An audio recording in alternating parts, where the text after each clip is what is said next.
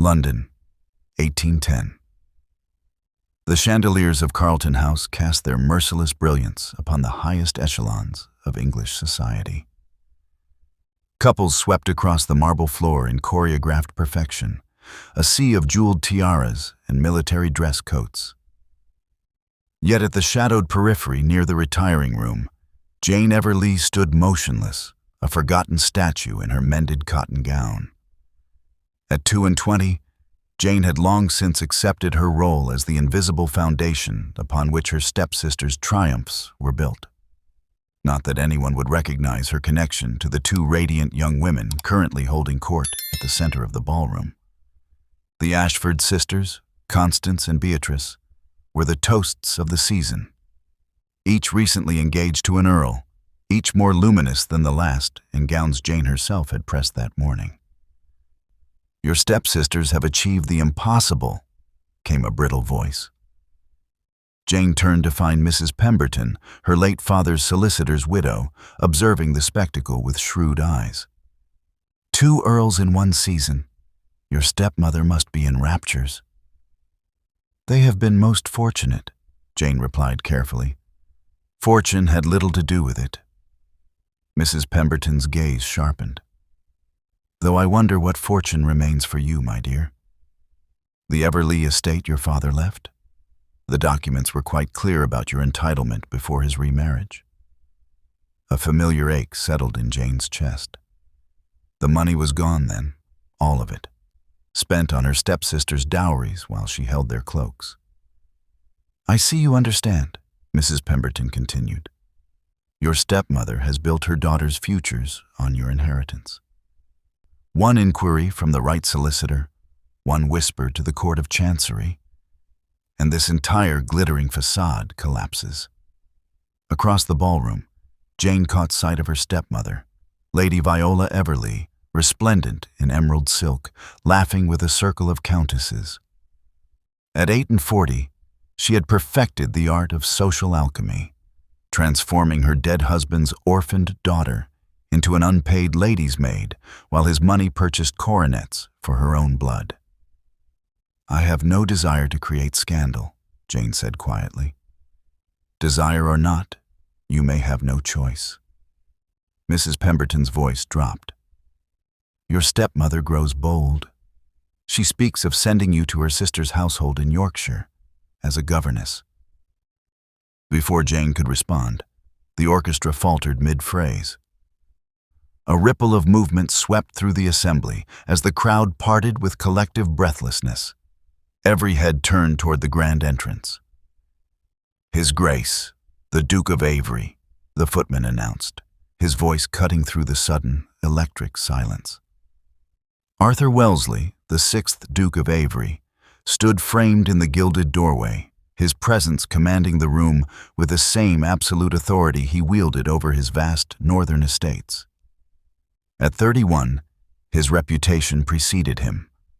The most eligible peer in England, the man who had refused every matrimonial scheme for a decade, as unreachable and uncompromising as winter itself. And his eyes, dark and assessing, were scanning the ballroom not for the diamonds at its center, but for something or someone the rest of society had been trained to overlook. The assembly held its collective breath as the Duke descended the marble steps with measured precision. Mothers straightened their daughters' posture. Debutantes arranged their features into expressions of artful indifference. Lady Viola EverLeigh positioned Constance and Beatrice directly in his path, their engagement rings catching the candlelight like calculated bait. Jane pressed herself further into the shadows, instinctively retreating as she had learned to do. Invisibility was safety. Silence was survival. "Jane!" Beatrice's voice cut across the room with the sharpness of breaking glass. "Jane, come here at once!" Every eye in the vicinity turned. Jane felt the familiar burn of exposure, the weight of 100 curious gazes cataloging her plain gown, her unadorned hair, her complete lack of consequence. She moved through the crowd like a ghost navigating the living, keeping her eyes downcast. When she reached her stepsister, Beatrice thrust a silk shawl into her hands without looking at her. "This clasp is broken. I cannot possibly dance with Lord Asherton while dragging this about. Take it to the retiring room and repair it immediately." "Of course." Jane accepted the garment, her fingers automatically assessing the damage. A simple fix, the clasp had merely come loose from its mooring. "And Jane," Constance added, her voice dripping with false sweetness, "do try not to look quite so much like a governess. You're embarrassing us." Laughter rippled through the nearby listeners. Jane felt the familiar constriction in her throat, the practiced numbness that allowed her to endure such moments. She turned to leave, and walked directly into an immovable wall of superfine wool and masculine warmth. The shawl tumbled from her grasp. Strong hands caught her shoulders, steadying her before she could fall. Jane looked up and up into the coldest, most penetrating gray eyes she had ever seen. The Duke of Avery. Time suspended itself. The ballroom receded into a blur of shocked faces and frozen motion. Jane could hear nothing but the thundering of her own heartbeat, could feel nothing but the Duke's hands on her shoulders, firm and strangely gentle. "I beg your pardon, Your Grace," she managed, her voice barely above a whisper. "I did not see." "No," he said quietly, his voice a low rumble that seemed to resonate in her very bones. "No one ever does." There was something in those 4 words, some quality of recognition that made Jane's breath catch. He was not speaking of her collision. He was speaking of her. The Duke released her shoulders, but did not step away. Instead, he bent with fluid grace and retrieved Beatrice's fallen shawl, examining the broken clasp with what appeared to be genuine interest. "Your Grace?" Lady Viola's voice rang out with forced gaiety as she materialized beside them, Constance and Beatrice flanking her like well-trained soldiers. "What an unexpected pleasure. May I present my daughters, Miss Constance Ashford and Miss Beatrice Ashford, though I believe you may have already made their acquaintance at Lady Pemberton's musicale." The Duke's expression remained impassive. He did not acknowledge the introduction. His gaze remained fixed on Jane, with an intensity that made her skin prickle with awareness. "And this," Lady Viola continued, her tone shifting to something dismissive and cold, "is merely Jane. She assists with the household. Pay her no mind, Your Grace. She is quite clumsy, I'm afraid, always underfoot." "Is she?" It was not a question. The Duke's voice had gone dangerously soft. He extended his hand, not to Constance, not to Beatrice, but to Jane. The assembly gasped. Somewhere, a champagne flute shattered against marble. "Miss EverLeigh," the Duke said, and the use of her proper name felt like a benediction, a public acknowledgement of her existence. "Would you do me the honor of this dance?" The world tilted on its axis. Jane stared at his outstretched hand as if it were a mythical creature, something that could not possibly exist in her reality. "Your Grace?" Lady Viola sputtered. "Surely you meant to ask." "I meant," the Duke interrupted, his eyes never leaving Jane's face, "to ask Miss Jane EverLeigh. I do not misspeak." The entire ballroom had gone silent. 300 people watched as the most powerful Duke in England waited for the answer of the poorest girl in the room. Jane looked at his hand, then at his face, and saw, beneath the ice and aristocratic composure, something she recognized: loneliness.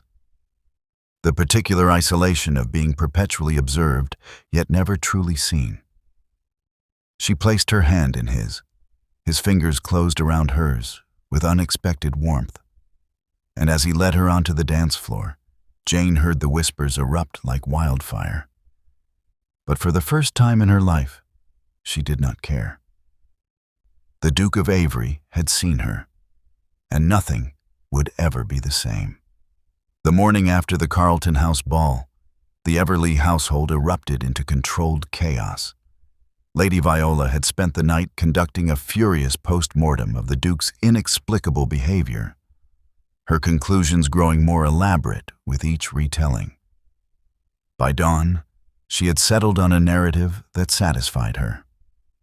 The Duke had merely been testing the quality of the family's breeding by dancing with the poorest specimen. His true interest would reveal itself today, when he called upon Constance or Beatrice to formalize his intentions.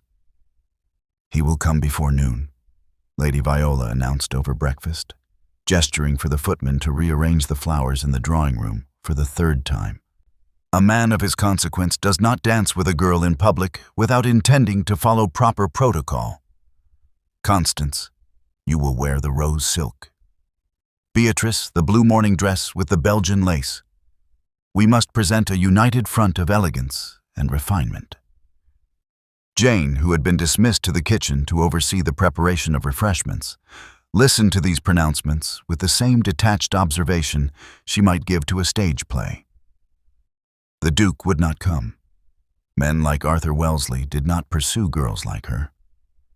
The dance had been an aberration, perhaps a momentary impulse born of pity or perverse amusement. By this afternoon, it would be forgotten. She was elbow-deep in arranging hothouse strawberries when the knocker sounded. The entire household froze. Mrs. Hewitt, the housekeeper, exchanged a meaningful glance with Jane before hurrying toward the entrance hall. Through the kitchen door, left deliberately ajar, Jane could hear Lady Viola's sharp intake of breath, the rustle of silk as Constance and Beatrice positioned themselves artfully on the settee. "His Grace, the Duke of Avery," the footman announced, his voice cracking slightly with the weight of the pronouncement. Jane's hands stilled on the strawberries. Her heart began a slow, heavy drumbeat against her ribs. "Your Grace." Lady Viola's voice dripped with calculated warmth. "What an extraordinary pleasure. Please do come in. May I offer you refreshment? Tea, perhaps? We have just received a shipment of the most exquisite Darjeeling from—" "I have not come for tea." The Duke's voice cut through Lady Viola's performance with surgical precision. "I have come to speak with Miss Jane EverLeigh." The silence that followed was so complete that Jane could hear the ticking of the grandfather clock in the hall, each second falling like a hammer blow. "Jane?" Lady Viola's laugh was brittle, artificial. "Your Grace, surely there has been some misunderstanding. Jane is not, that is, she does not receive. She is merely a dependent in this household. A charity case left to us by my late husband's misguided sense of, 'Where is she?' 2 words, spoken with such absolute authority that Jane felt them reverberate through the floorboards. She stood, her hands trembling as she removed her apron. Mrs. Hewitt appeared in the kitchen doorway, her expression caught between concern and something that might have been hope. "You don't have to go," the housekeeper whispered. "I can tell him you're indisposed." But Jane was already moving, drawn forward by a force she could not name. She smoothed her plain gray morning dress, tucked a loose strand of hair behind her ear, and stepped into the drawing room. The Duke stood in the center of the space like a dark pillar of contained power, his greatcoat still buttoned, his expression carved from granite. He had not sat. He had not removed his gloves. This was not a social call. His eyes found hers immediately, and Jane saw something flicker in their depths, recognition, perhaps, or relief. "Miss EverLeigh." He inclined his head with a respect that no one had ever shown her in this house. "Your Grace." Jane managed a curtsy, acutely aware of Lady Viola's mounting fury, of Constance and Beatrice's matching expressions of outraged disbelief. I have come on a matter of business." The Duke withdrew a leather portfolio from inside his coat, extracting a document with practiced efficiency. "Lady Viola, I believe you are familiar with the circumstances of your late husband's estate?" Lady Viola's face had gone pale beneath her rouge. "I'm sure I don't know what you mean, Your Grace. My husband's affairs were settled years ago." "Were they?" The Duke's tone suggested otherwise. "Because according to the records held by my solicitors, who, I should mention, also served as trustees for certain investments made by the late Mr. EverLeigh, there remains an outstanding debt. A considerable debt." He placed the document on the side table with deliberate care. Jane caught sight of her father's signature at the bottom, the familiar loops and flourishes that she had not seen since childhood. "This is preposterous," Lady Viola sputtered.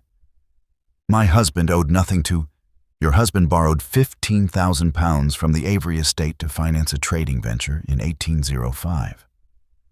The loan was to be repaid within 5 years with interest. That deadline passed 3 years ago. The current sum owed, with accumulated interest, stands at £22,000. The color drained entirely from Lady Viola's face. Constance gripped Beatrice's hand, their carefully cultivated composure crumbling.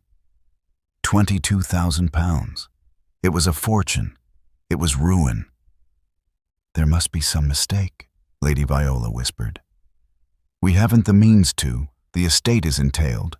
The funds are—" "Spent," the Duke finished. "Yes, I am aware. 2 dowries for 2 Earls' sons do not come cheaply. Which brings me to the purpose of my visit." He turned, and his gaze settled on Jane with an intensity that made her breath catch. "I am prepared to forgive the debt in its entirety. I will require no repayment, no forfeiture of property or assets. The EverLeigh name will remain unblemished. Your daughter's marriages secure." Lady Viola's expression transformed from terror to desperate hope. "Your Grace, your generosity is—" "In exchange," the Duke continued, his eyes never leaving Jane's face, "for Miss Jane EverLeigh's hand in marriage." The room exploded. Constance shrieked. Beatrice collapsed against the settee in a dramatic swoon. Lady Viola's mouth opened and closed like a landed fish, no sound emerging. But Jane heard none of it. She stood frozen, staring at the Duke of Avery, trying to comprehend what he had just said. Marriage. To her. In exchange for a debt she had never known existed. "This is madness," Lady Viola finally managed. "Jane is nobody, nothing. She has no dowry, no connections, no—" "She has my interest," the Duke said quietly, "which is more than sufficient."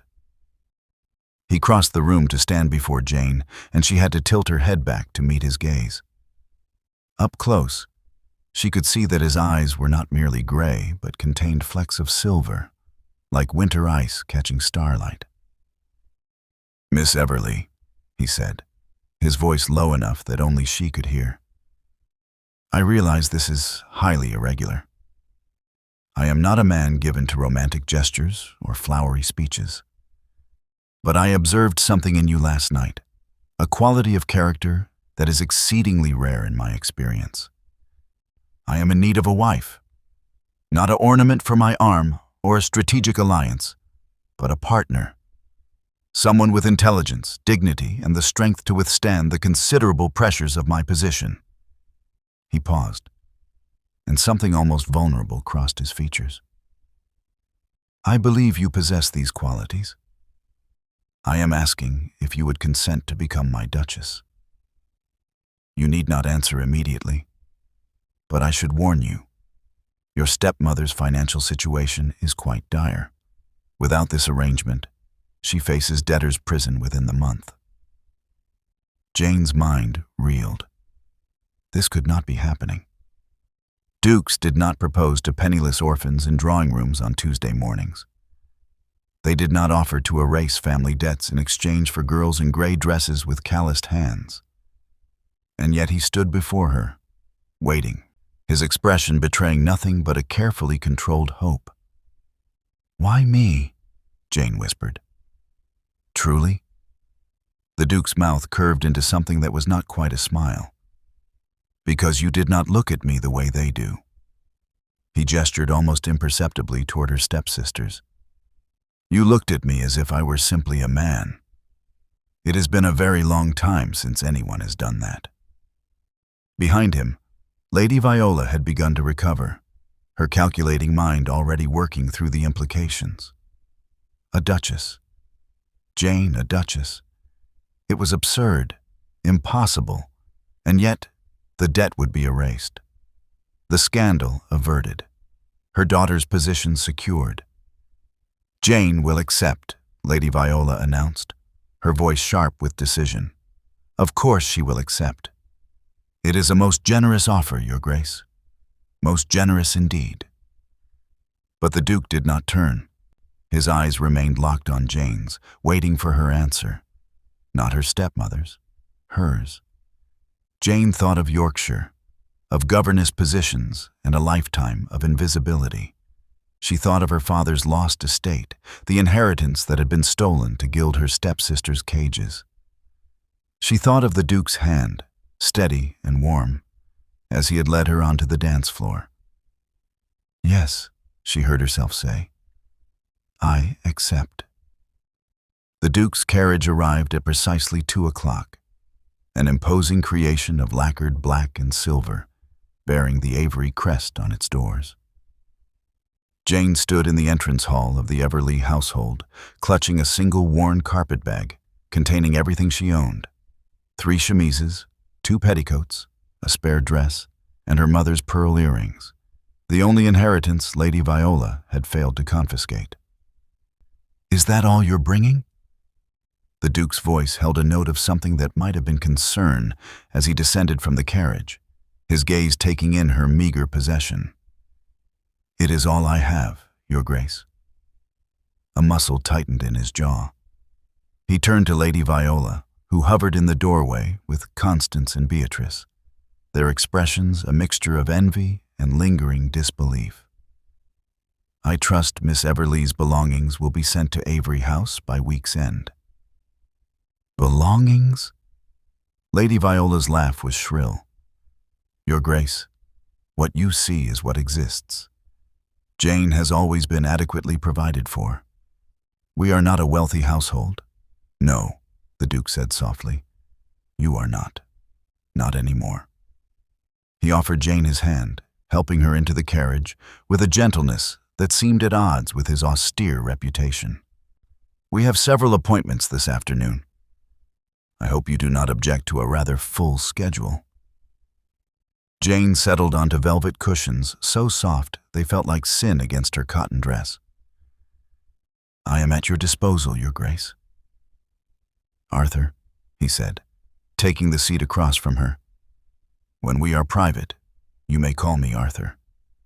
We are to be married, after all." The carriage lurched into motion, and Jane watched through the window as the EverLeigh house receded into the distance. She had lived there for 12 years, yet felt no pang of loss, no sentimental attachment. It had never been a home, merely a prison with wallpaper. "Where are we going?" she asked. "Madame Lisette's establishment on Bond Street. She is the finest modiste in London, patronized by the Queen herself." Arthur's expression remained neutral, but Jane detected a hint of satisfaction in his tone.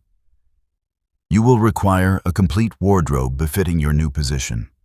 Morning dresses, walking dresses, evening gowns, ball gowns, riding habits, traveling clothes, and naturally, a wedding dress." Jane's head spun. "Your Grace, Arthur, that will cost a fortune. Surely a few basic gowns would suffice." "You are to be the Duchess of Avery. You will dress accordingly."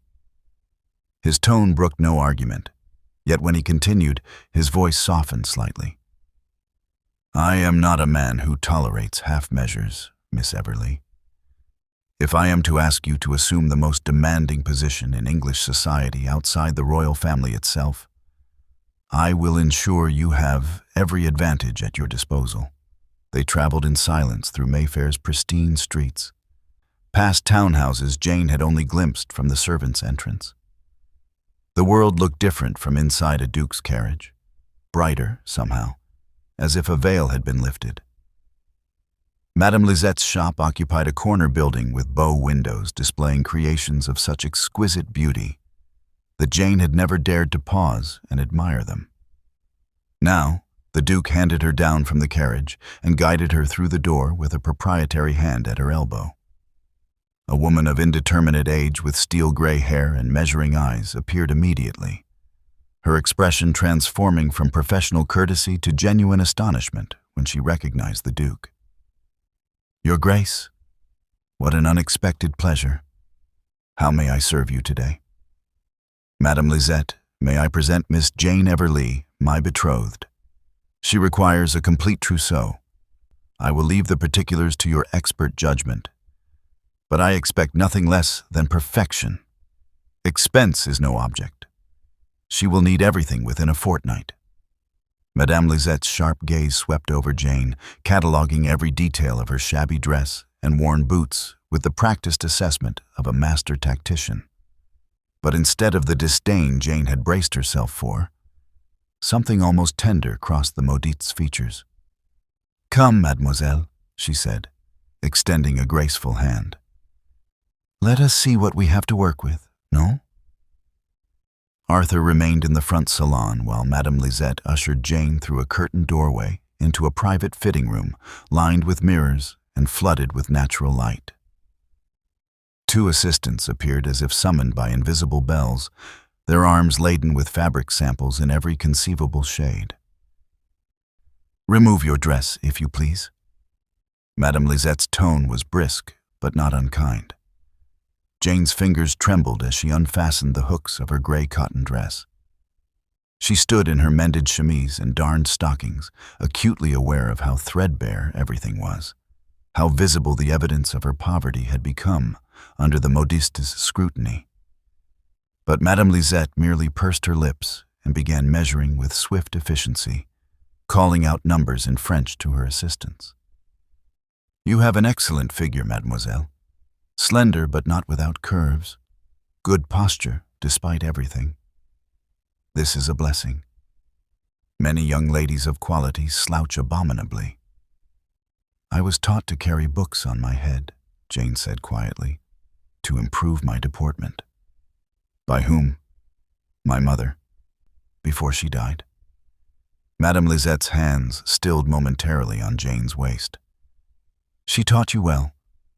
Now, we must discuss colors. With your coloring, this lovely dark hair, these fine eyes, you can wear nearly anything. But we must be strategic.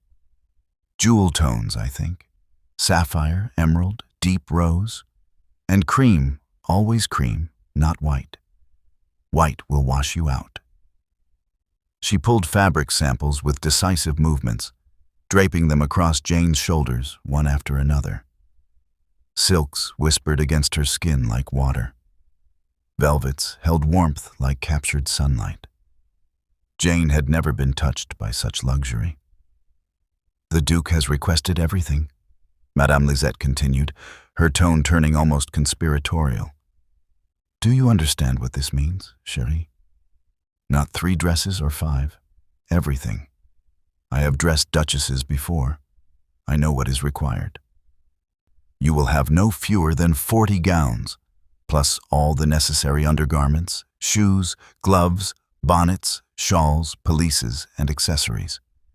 It will take my entire staff working day and night." 40 gowns. Jane could scarcely comprehend it.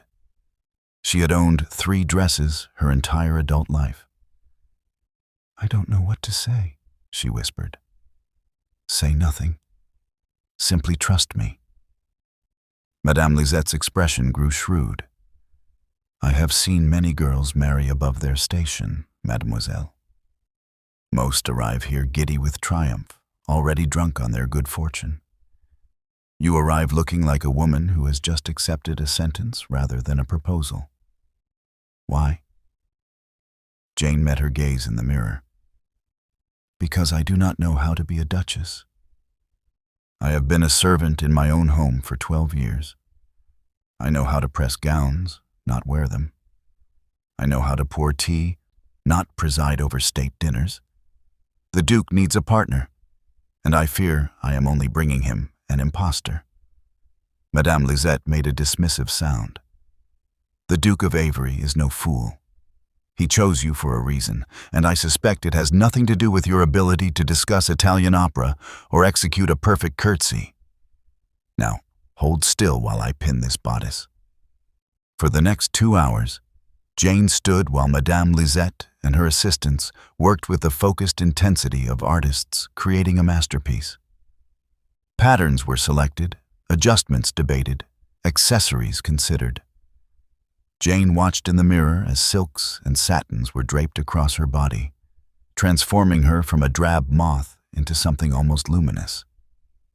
This, Madame Lisette announced, holding up a creation in deep sapphire silk with silver embroidery, will be your presentation gown.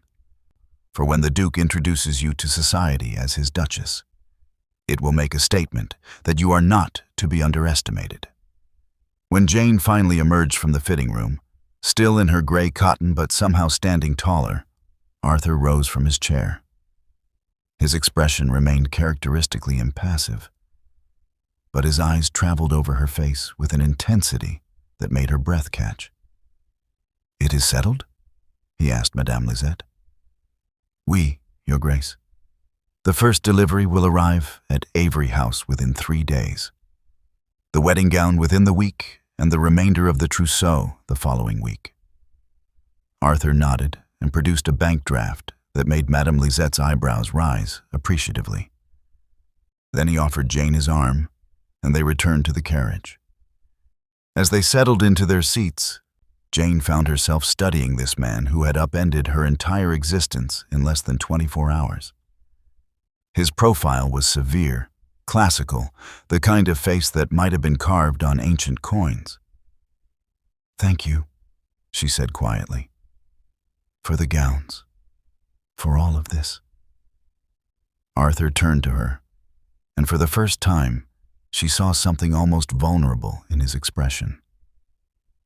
"You thanked me for 40 gowns. Most women of the ton would have demanded twice that and complained about the delay. I am not most women of the ton." "No," he agreed, his voice dropping to something almost warm.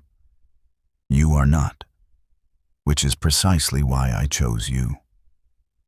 The carriage rolled through London's gilded streets, carrying Jane toward a future she could not yet fathom. But for the first time in 12 years, that future shimmered with possibility rather than despair. She was no longer the invisible orphan. She was the future Duchess of Avery, dressed in sapphire and silver. And nothing would ever be the same. The journey north took 3 days, and with each mile, London's glittering chaos faded into rolling countryside that grew progressively wilder and more remote. Arthur had arranged for Jane to stay with his widowed aunt, Lady Catherine Wellesley, during the brief engagement period, a concession to propriety that seemed almost ironic given the unconventional nature of their arrangement. But now, with the wedding performed in a quiet ceremony at St. George's Church with only Lady Catherine and Arthur's solicitor as witnesses, they traveled together as man and wife toward the ancestral seat she would now call home. Jane sat across from her husband in the carriage, acutely aware of the gold band on her finger and the new title that sat upon her shoulders like ill-fitting armor. The Duchess of Avery. The words felt foreign in her mind, belonging to someone else entirely. Arthur had been largely silent during the journey, occupied with correspondence and estate documents that he reviewed with meticulous attention. Occasionally he would glance up and find her watching him, and something would flicker in his expression. Not quite a smile, but a softening around the eyes that suggested he was not entirely immune to her presence. "We should arrive within the hour," he said as the afternoon light began its slow descent toward evening. "I should warn you, Thornfield Abbey is not what most would consider welcoming. It was built during the Conquest as a defensive fortification. Comfort was never a primary consideration. I am not afraid of old stones, Your Grace." "Arthur," he corrected gently. "We are married now, Jane. Surely we can dispense with formality when private." The use of her Christian name in his deep voice sent an unexpected warmth through her. "Arthur, then." He returned his attention to the window, but not before she caught something almost pleased in his expression. The carriage crested a hill, and Jane's breath caught in her throat. Thornfield Abbey rose from the moorland like a monument to power and isolation. It was indeed a fortress. Massive gray stone walls crowned with crenellated towers, narrow windows that looked more like archers' slits than sources of light, and a great arched gatehouse that suggested armies rather than afternoon callers. The structure seemed to have grown from the very bones of the earth, ancient and immovable, defying both time and the elements with stern indifference. "It's magnificent," Jane breathed. Arthur's head turned sharply. Most women use different adjectives: forbidding, oppressive. One former betrothed compared it to a particularly grim prison. Former betrothed? A merciful escape for us both. She married an earl with a charming estate in Kent, much more suitable to her temperament. His tone was neutral, but Jane detected the faintest trace of old hurt beneath the words. The carriage passed through the gatehouse into a vast courtyard where servants assembled in formal ranks. Jane counted at least 40 staff members, all dressed in the Avery livery of deep blue and silver, all watching with barely concealed curiosity as the Duke handed his unexpected bride down from the carriage. An elderly man with silver hair and impeccable posture stepped forward. "Your Grace, welcome home, and may I extend my warmest congratulations to Her Grace on the occasion of your marriage." "Thank you, Morrison." Arthur's hand remained at Jane's elbow, a subtle gesture of support. "This is Morrison, our butler. He has served the Avery family for 43 years and knows more about running this household than I ever shall. Morrison, please present the senior staff to Her Grace." Jane endured the introductions with as much grace as she could muster. Mrs. Halloway, the housekeeper, Mr. Peters, the estate steward, Mrs. Clark, the cook, and a succession of names and faces that blurred together in her nervous exhaustion. They were all polite, all professional, but she could see the questions in their eyes. Who was this nobody who had somehow captured the Duke's hand? What secrets did she possess? If only they knew she wondered the same things herself. Arthur guided her through the great oak doors into an entrance hall that could have swallowed the entire EverLeigh house 3 times over. Stone floors worn smooth by centuries of footsteps stretched beneath vaulted ceilings. Tapestries depicting various military conquests lined the walls. A massive fireplace that could roast an entire ox dominated one end, currently cold and empty despite the evening chill. "The public rooms are on this floor," Arthur explained, his voice echoing in the vast space. "The family apartments are in the east wing. I thought you might wish to rest before dinner. The journey has been long." But Jane had stopped before a portrait gallery that lined one wall.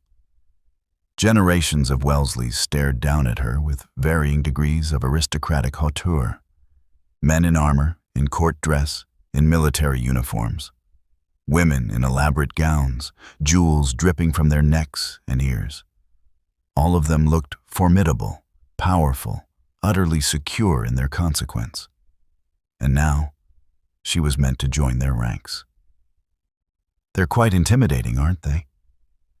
Arthur had come to stand beside her, his gaze traveling over his ancestors with an expression she couldn't quite read. 500 years of unbroken lineage. Crusaders, courtiers, counselors to kings. The weight of all that history can be rather crushing. Jane turned to look at him, really look at him, and saw what she had glimpsed during their dance at Carlton House, the loneliness that came from being constantly observed, yet never truly known. "Do you ever feel," she asked quietly, "as if you're not quite real? As if you're simply playing a role that someone else wrote for you?" Arthur's eyes snapped to hers, something almost startled flickering in their depths. "Every day of my life." The admission hung between them, raw and unexpected. For a moment, the Duke of Avery's carefully constructed armor cracked, and Jane saw the man beneath, isolated by his position, imprisoned by expectations, performing greatness while starving for genuine human connection. "I was invisible for 12 years, Jane said. "You are too visible. Different cages, perhaps, but cages nonetheless." "Yes." The word was barely a whisper. Arthur's hand lifted as if to touch her face, then fell back to his side. "That is precisely why I chose you, Jane. You understand." Mrs. Halloway appeared in the doorway, tactfully clearing her throat. "Your Grace, I have prepared the Duchess's apartments. Shall I show her Grace to her rooms?" Arthur nodded, the mask of ducal composure sliding back into place with practiced ease. "Of course. Jane, Mrs. Halloway will help you settle. We dine at 8. If you require anything, you need only ring." Jane followed the housekeeper through a labyrinth of corridors and up a grand staircase to the east wing. Her apartments proved to be a suite of 4 rooms, a bedchamber with a massive 4-poster bed draped in blue velvet, a sitting room with mullioned windows overlooking the moors, a dressing room already being filled with her new gowns from Madame Lisette, and a private bathing room with an actual copper tub. "His Grace's apartments adjoin yours through that door," Mrs. Halloway said, indicating a carved oak door set into the far wall. "The Dukes of Avery have traditionally maintained separate chambers, though of course the door is never locked." Heat crept up Jane's neck. The wedding had been so swift, so pragmatic, that she had scarcely considered the more intimate expectations of marriage. "I've had hot water brought for a bath," Mrs. Halloway continued, either oblivious to Jane's discomfort or too professional to acknowledge it. "And I've taken the liberty of laying out a dinner gown. Will your Grace require assistance dressing?" "No, thank you. I can manage." The housekeeper's expression softened slightly. "If I may speak plainly, your Grace, we are all rather glad His Grace has finally married. This house has been too long without a mistress, without warmth. Perhaps you might bring some light back to these old stones." After Mrs. Halloway departed, Jane moved to the window and looked out over the darkening moors. The landscape was harsh, beautiful in its austerity. Rolling hills covered in heather, rocky outcroppings, and a sky so vast it made her feel both insignificant and strangely free. Somewhere in this fortress, Arthur was alone in his own apartments, surrounded by 500 years of history and expectation. She thought of his admission in the portrait gallery, the crack in his armor that had revealed the isolated man beneath the ducal title. He had saved her from invisibility. Perhaps in some small way, she might save him from his terrible visibility. 2 lonely people in a fortress built to withstand sieges. Maybe together they could transform it into something resembling a home. Jane pressed her hand against the cold glass and made a silent vow. She would learn to be his Duchess. But more than that, she would learn to be his companion, his partner, perhaps even his friend. The marriage might have begun as a transaction, but it did not have to remain one. In the distance, a bell tolled the hour. Jane turned from the window to prepare for dinner with her husband. The future Duchess had arrived at her fortress. Now began the real work of claiming it. Jane's first week at Thornfield Abbey passed in a blur of instruction and overwhelming responsibility. Mrs. Halloway guided her through the intricacies of managing a household with 47 servants, 16 guest bedrooms, and a wine cellar that predated the Tudors. Arthur spent his days sequestered in meetings with his steward and various tenants, emerging only for dinner, where they would engage in careful, polite conversation that revealed nothing of substance. They were strangers sharing a surname, circling each other with wary courtesy. On the 8th morning, Jane woke before dawn to find a note slipped under her door. Arthur's handwriting was precise, almost austere. The estate ledgers require review. Would appreciate your mathematical eye if you are amenable. Library, A.W. She dressed quickly in one of her new morning gowns, a practical dove-gray silk that Madame Lisette had declared suitable for scholarly pursuits, and made her way through the silent corridors to the library. The room took her breath away. 3 stories of books rose toward a painted ceiling depicting various classical scenes of learning.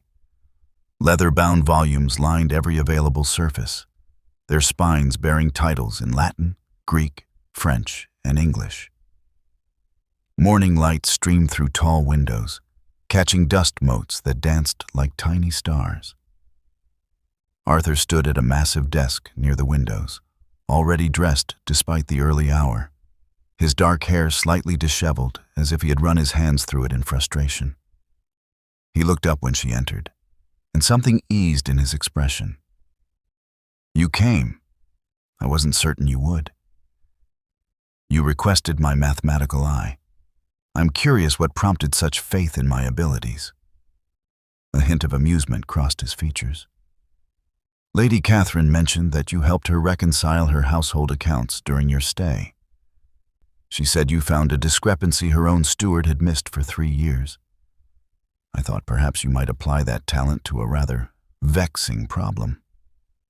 He gestured to the desk, which was covered in ledgers dating back decades. "My father was many things, but a meticulous record keeper was not among them. I've been attempting to reconstruct various business transactions from the early 80s. There are gaps, inconsistencies. Morrison mentioned you had expressed interest in the estate's history." Jane moved to the desk, her fingers trailing over the ancient leather bindings. "What kind of transactions?" "Investments, primarily.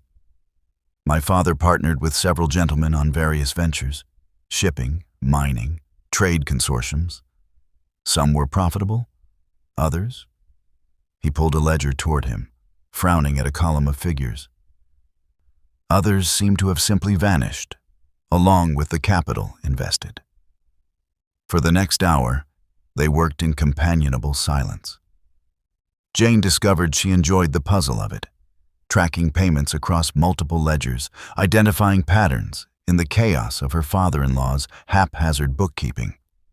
Arthur proved to be an attentive collaborator, his questions sharp and his memory for details impressive. "Here," Jane said, pointing to an entry dated March 1805. "This payment of £15,000, there's no corresponding receipt or partnership document, just a notation. Investment per agreement." Arthur leaned closer, his shoulder brushing hers as he examined the entry. Jane caught the scent of sandalwood and something uniquely him. The E could refer to any number of ventures. My father was not given to clarity in his records. Jane turned the page, then froze. Her heart began a slow, heavy drumbeat in her chest. There, in the neat handwriting of a clerk, was a detailed partnership agreement dated April 1805. And at the bottom, 2 signatures, the late Duke of Avery's bold scrawl, and beneath it, in the careful, measured hand she had known since childhood, Edward EverLeigh. Her father's name, her father's signature. The room tilted slightly. Jane gripped the edge of the desk, staring at the impossible evidence before her. Arthur had gone very still beside her. "Your father?" "Yes." The word came out barely above a whisper. "That's his signature. I would know it anywhere." Arthur pulled the ledger closer, his expression shifting from surprise to something more calculating. A West Indies trading venture. Sugar, primarily, with provisions for cotton and rum. The partnership was to run for 5 years with profits divided equally. Your father contributed £15,000. My father contributed ships and trading connections. Jane's mind raced. £15,000. The exact sum Arthur had claimed her stepmother owed the Avery estate. But that made no sense. If her father had been a partner, not a debtor, then... "The venture failed," Arthur continued, his voice taking on a grim quality. "Spectacularly. Pirates seized 2 ships. A third went down in a hurricane. My father lost a considerable sum. I had assumed the debt notations referred to a loan he had extended to help the EverLeigh family recover from the losses. But if they were partners..." Jane's legal mind, honed by years of reading her father's law books in secret, began assembling the pieces. Then my father's investment was capital, not debt. Which means there should be no outstanding obligation. Arthur's jaw tightened. The losses were shared according to the partnership terms. When the venture collapsed, both families absorbed their respective damages. No debt, no repayment owed. Jane turned to face him fully. "Then why did you tell my stepmother she owed £22,000? For a long moment, Arthur said nothing. He moved to the window, his broad shoulders silhouetted against the morning light. When he finally spoke, his voice was carefully controlled. "Because I needed leverage to secure your hand in marriage. And Lady Viola needed a compelling reason to part with you." The admission hung between them like a blade. Jane felt something twist in her chest, not quite anger, not quite hurt, but a complicated tangle of both. "So the debt was a fiction, a manipulation?" "Yes. You fabricated a legal obligation to coerce my stepmother into giving me to you." "Yes." Arthur turned to face her, his expression unreadable. Though I would argue that coercion is too strong a word. I offered her a solution to her very real financial problems in exchange for something she clearly did not value. You. "That is not the point." Jane's voice rose despite her efforts to remain calm. "You lied. You built our entire arrangement on a foundation of deception." "I did." Arthur's gray eyes met hers without flinching. "And I would do it again. Because the alternative was leaving you to be sent to Yorkshire as a governess, invisible and forgotten for the rest of your life. Was that preferable to becoming my Duchess under slightly false pretenses?" Jane wanted to rage at him, to throw the ledger at his aristocratic head. But beneath her anger, a more uncomfortable truth emerged. He was right. Lady Viola had been planning to dispose of her. The governess position was real, the exile certain. Arthur had simply used the tools at his disposal, his power, his wealth, his willingness to bend the truth, to extract her from that fate. "You should have told me," she said finally. "Would you have accepted if you had known?" Jane considered the question honestly. Would she have agreed to marry him if she had known the debt was fabricated? If she had understood that his proposal was not a noble rescue, but a calculated acquisition? "I don't know," she admitted. Arthur crossed the room to stand before her. "I am not a good man, Jane. I am not kind or gentle or given to romantic gestures. I saw something I wanted, someone I wanted, and I used every advantage at my disposal to secure it. That is what men like me do. We see, we strategize, we acquire. I am not a ship or a trading venture to be acquired. No, he agreed softly. You are infinitely more valuable than either. Which is precisely why I was willing to fabricate a debt, manipulate your stepmother, and upend both our lives to make you my wife. Jane searched his face for any trace of remorse or apology and found neither. What she found instead was something more complicated, a fierce protectiveness mixed with an almost vulnerable honesty. He was not sorry for what he had done. He was only sorry she had discovered it. The partnership agreement, Jane said, forcing her mind back to the ledger. If my father invested £15,000 and the venture failed completely, then my family lost everything in that investment. Most likely. The timing aligns with what you told me, that your father's fortune disappeared before his death. Jane turned back to the desk, her fingers tracing the faded ink of her father's signature. He had been here, in this very library perhaps, signing this agreement with the old Duke. He had trusted in this partnership, invested everything, and lost it all.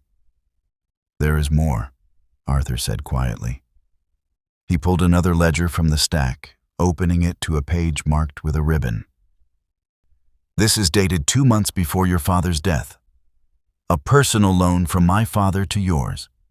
£5,000, interest-free, repayable upon request. Jane stared at the entry. £5,000. A fortune. And beneath it, a notation in the old Duke's hand. For Edward, in friendship and remembrance of shared sorrows. They were friends, she whispered. It would appear so. Which means... Arthur's expression shifted, something almost tender crossing his features. Which means, when I saw you at Carlton House, when I felt that inexplicable pull toward you, perhaps it was not so inexplicable after all. Perhaps some part of me recognized what my conscious mind did not. That our families were already bound together by history and loss. Jane looked up at her husband, this complicated man who had lied to secure her and was now offering her a truth that somehow made the lie more forgivable. What happened to the loan? Was it ever repaid? No record of repayment. Which means technically your stepmother does owe the Avery estate. Not £22,000, but £5,000 plus accumulated interest. A laugh escaped Jane despite everything, sharp, slightly bitter. So your fabricated debt was actually real. Just in a different amount and for a different reason. Life, Arthur said with the faintest hint of a smile, is rarely as simple as we wish it to be. Jane sat down in the leather chair behind the desk, suddenly exhausted. In the span of an hour, she had discovered that her father and Arthur's were friends, that their families' fortunes were entangled long before she and Arthur ever met, and that her marriage, which she had thought built on lies, was perhaps destined by forces neither of them had understood. What do we do with this information? She asked. Arthur moved to stand beside her chair, his hand coming to rest on her shoulder with unexpected gentleness. We move forward. We acknowledge that our beginning was unconventional, perhaps even manipulative, but we use what we have learned to build something honest. Your father and mine were friends who trusted each other. Perhaps we might honor their memory by attempting the same. Jane placed her hand over his, feeling the warmth of his palm through the thin fabric of her gown. Trust must be earned, Your Grace. Arthur, he corrected. And you are right. Which is why I am telling you now. There are no more secrets between us. No more fabrications. Whatever we build from this moment forward will be founded on truth. Jane looked up at him, searching his gray eyes for sincerity, and found it. He was offering her something precious, a fresh beginning, a partnership built not on lies, but on the complicated, messy truth of who they actually were. "Very well," she said. "Truth, then. Starting now." "Starting now," Arthur agreed. And in the library filled with 500 years of history, surrounded by the evidence of their father's friendship, the Duke and Duchess of Avery began again. The revelation about their father's friendship shifted something fundamental between them. Jane found herself seeking Arthur's company not out of obligation, but genuine interest, and he, in turn, began to unbend in her presence. Small degrees at first, like ice beginning its slow thaw towards spring. It was Arthur who suggested the arrangement 3 days after their discovery in the library. They were breakfasting together, a new habit Jane had initiated by simply appearing in the small dining room each morning until Arthur accepted her presence as routine. "You need to learn how to command this household," he said, setting down his coffee with characteristic precision. "Mrs. Halloway is capable, but she requires direction. The staff looks to the Duchess for leadership in domestic matters. Currently, they see uncertainty." Jane's first instinct was to bridle at the criticism, but she recognized truth when she heard it. "I have spent 12 years receiving orders, not giving them. The transition is more difficult than I anticipated. Then we shall practice." Arthur's expression remained serious, but something almost playful flickered in his eyes. "I will teach you how to wield authority. And in exchange—" "Yes?" He hesitated, his fingers drumming once against the table, a rare gesture of uncertainty from a man who seemed carved from confidence. "You might teach me how to be less formidable. Lady Catherine mentioned that I have a tendency to terrify people without intending to." Jane bit back a smile. "You do project a certain glacial quality." "The Ice Duke," Arthur said dryly. "Yes, I am aware of the sobriquet. It has served me well in political negotiations, but is perhaps less ideal in personal relations." "Very well. An exchange of lessons, then. Authority for approachability." They began that very afternoon. Arthur summoned the senior staff to the morning room where Jane sat in a high-backed chair positioned to catch the light. A deliberate staging, she realized, to create an atmosphere of natural authority. "Mrs. Halloway," Arthur said, his tone carrying the weight of ducal command. "Her Grace has some questions regarding the household operations. You will provide complete transparency in all matters." The housekeeper curtsied. "Of course, Your Grace." Arthur turned to Jane, one eyebrow raised in expectation. She understood the challenge. He had created the opening, but she must walk through it. Jane straightened her spine, channeling every ounce of dignity she possessed. "Mrs. Halloway, I have reviewed the household accounts. I notice the expenditure for candles has increased by 30% over the past quarter. Please explain." Mrs. Halloway's eyes widened slightly, surprised that the new Duchess had actually examined the ledgers. "Well, Your Grace, we have been preparing more rooms for potential guests, and His Grace often works late in the library, requiring additional lighting." "I see. And has the Duke been working later than usual, or is this a long-standing pattern?" "More recent, Your Grace. Since your arrival, actually." Jane glanced at Arthur, who maintained his impassive expression, though she detected the faintest hint of color on his cheekbones. He had been avoiding his chambers, staying in the library until exhaustion forced him to seek his bed, maintaining the careful distance between them.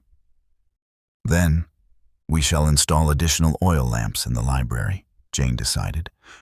"More cost-effective than candles and better for His Grace's eyes. Please coordinate with Mr. Peters regarding the purchase." "Very good, Your Grace." Mrs. Halloway's tone had shifted subtly, less indulgent, more genuinely respectful. After the housekeeper departed, Arthur leaned back in his chair, studying Jane with unconcealed approval. "Well done. You identified the issue, proposed a practical solution, and gave clear direction. That is precisely how authority functions." I felt like a fraud. All authority begins as performance. Eventually, the performance becomes reality. He stood, offering his hand. "Now, shall we walk the grounds? I believe it is my turn to receive instruction." They strolled through Thornfield's formal gardens, past geometrically precise hedges and roses that were just beginning to show their autumn foliage. The afternoon sun cast long shadows across the gravel paths. "Your problem," Jane said after they had walked in silence for several minutes, "is that you never allow anyone to see you uncertain. You present as if you have already calculated every possible outcome and selected the optimal path. It is impressive, but deeply alienating. Uncertainty is weakness. My father taught me that from childhood." "Your father was wrong." Jane stopped walking, turning to face him. "Uncertainty is human. People do not trust perfection, Arthur. They trust vulnerability." He looked skeptical. "You suggest I should broadcast my doubts and insecurities to the household staff?" "I suggest you might occasionally smile when something pleases you, or express frustration when something goes wrong, or admit when you do not have an immediate answer." She paused, then added more softly, "You might allow yourself to be a person, not merely a position." Arthur's jaw tightened. For a moment, Jane thought she had pushed too far. Then, unexpectedly, he laughed, a short, rusty sound as if the mechanism had not been used in years. "My last betrothed told me I had the emotional range of a marble statue." She was not incorrect. What happened to her? She met a cavalry officer at a house party. They eloped within a fortnight. I received a very apologetic letter explaining that she could not marry a man who made her feel as if she were being assessed for purchase like a broodmare. Jane winced. That must have been painful. It was a relief. Arthur resumed walking, his hands clasped behind his back. I did not love her, and she certainly did not love me. We were performing the roles expected of us, the Duke securing an appropriate Duchess, the Earl's daughter securing an advantageous match. When she fled, I was freed from a lifetime of mutual dissatisfaction. Yet you sought another wife eventually. Me. You were different. Arthur glanced at her, something almost vulnerable in his expression. You did not look at me and see a title or a fortune or a strategic alliance. You looked at me and saw a man catching a woman who had been deliberately humiliated. You saw me as someone capable of kindness rather than merely capable of power. Jane felt warmth bloom in her chest. You were kind. You did not have to intervene. I could not do otherwise. The cruelty was intolerable. He paused, then added with careful precision, and you, standing there in your mended dress with such dignity despite their mockery, you were the most genuinely courageous person I had ever encountered. They had reached a secluded corner of the garden where a stone bench sat beneath an ancient oak. Jane settled onto it, and after a moment's hesitation, Arthur sat beside her. Tell me something true, Jane said. Something you have never told anyone. Arthur was quiet for so long she thought he might refuse. Then finally, I am terrified of becoming my father. He was brilliant, accomplished, respected, and utterly alone. He died surrounded by servants and solicitors, but no one who genuinely mourned him as a person rather than a position. I looked at his funeral and realized I was following his exact path, same isolation, same performance, same inevitable loneliness. And then you met me. And then I met you. Arthur's hand found hers on the bench, his fingers threading through hers with surprising gentleness. I thought perhaps if I married someone who had known true loneliness, someone who understood isolation from the opposite perspective, we might find a way to be less alone together. Jane squeezed his hand. That is the saddest and most honest marriage proposal I have ever heard. It was not a proposal. The proposal involved fabricated debts and strategic manipulation. True. Jane turned to face him fully, searching his austere features. But this honesty is worth far more than any romantic declaration. Arthur's thumb traced small circles on her palm, a gesture that seemed unconscious, as if his body sought connection even when his mind maintained careful distance. You have not yet fulfilled your part of our bargain. I have not smiled once during this conversation. You laughed earlier. That counts? That was a derisive bark, not a genuine expression of pleasure. Jane considered him thoughtfully. Then, with deliberate mischief, she said, Mrs. Halloway told me that you have been leaving books in my sitting room. Poetry, specifically. Byron, Wordsworth, even some scandalous French novels that I suspect you had to retrieve from locked cabinets. Arthur's expression went carefully blank, the same look he employed during political negotiations. I have no idea what you are referencing. And yesterday, I found a lap desk in my chambers that I did not request. Mahogany, with mother-of-pearl inlay, equipped with the finest stationery. The footman claimed it was ordered weeks ago, but I suspect that is a fiction you instructed him to maintain. Pure coincidence? And this morning, there were hothouse flowers on my breakfast tray, roses specifically. Not from the garden, which means someone, and by someone, I mean you, sent to London for them. The corner of Arthur's mouth twitched. I may have mentioned to the head gardener that you admired roses. In November, when they do not bloom naturally. An oversight on nature's part. The twitch became more pronounced. Jane leaned closer, delighted by this crack in his formidable composure.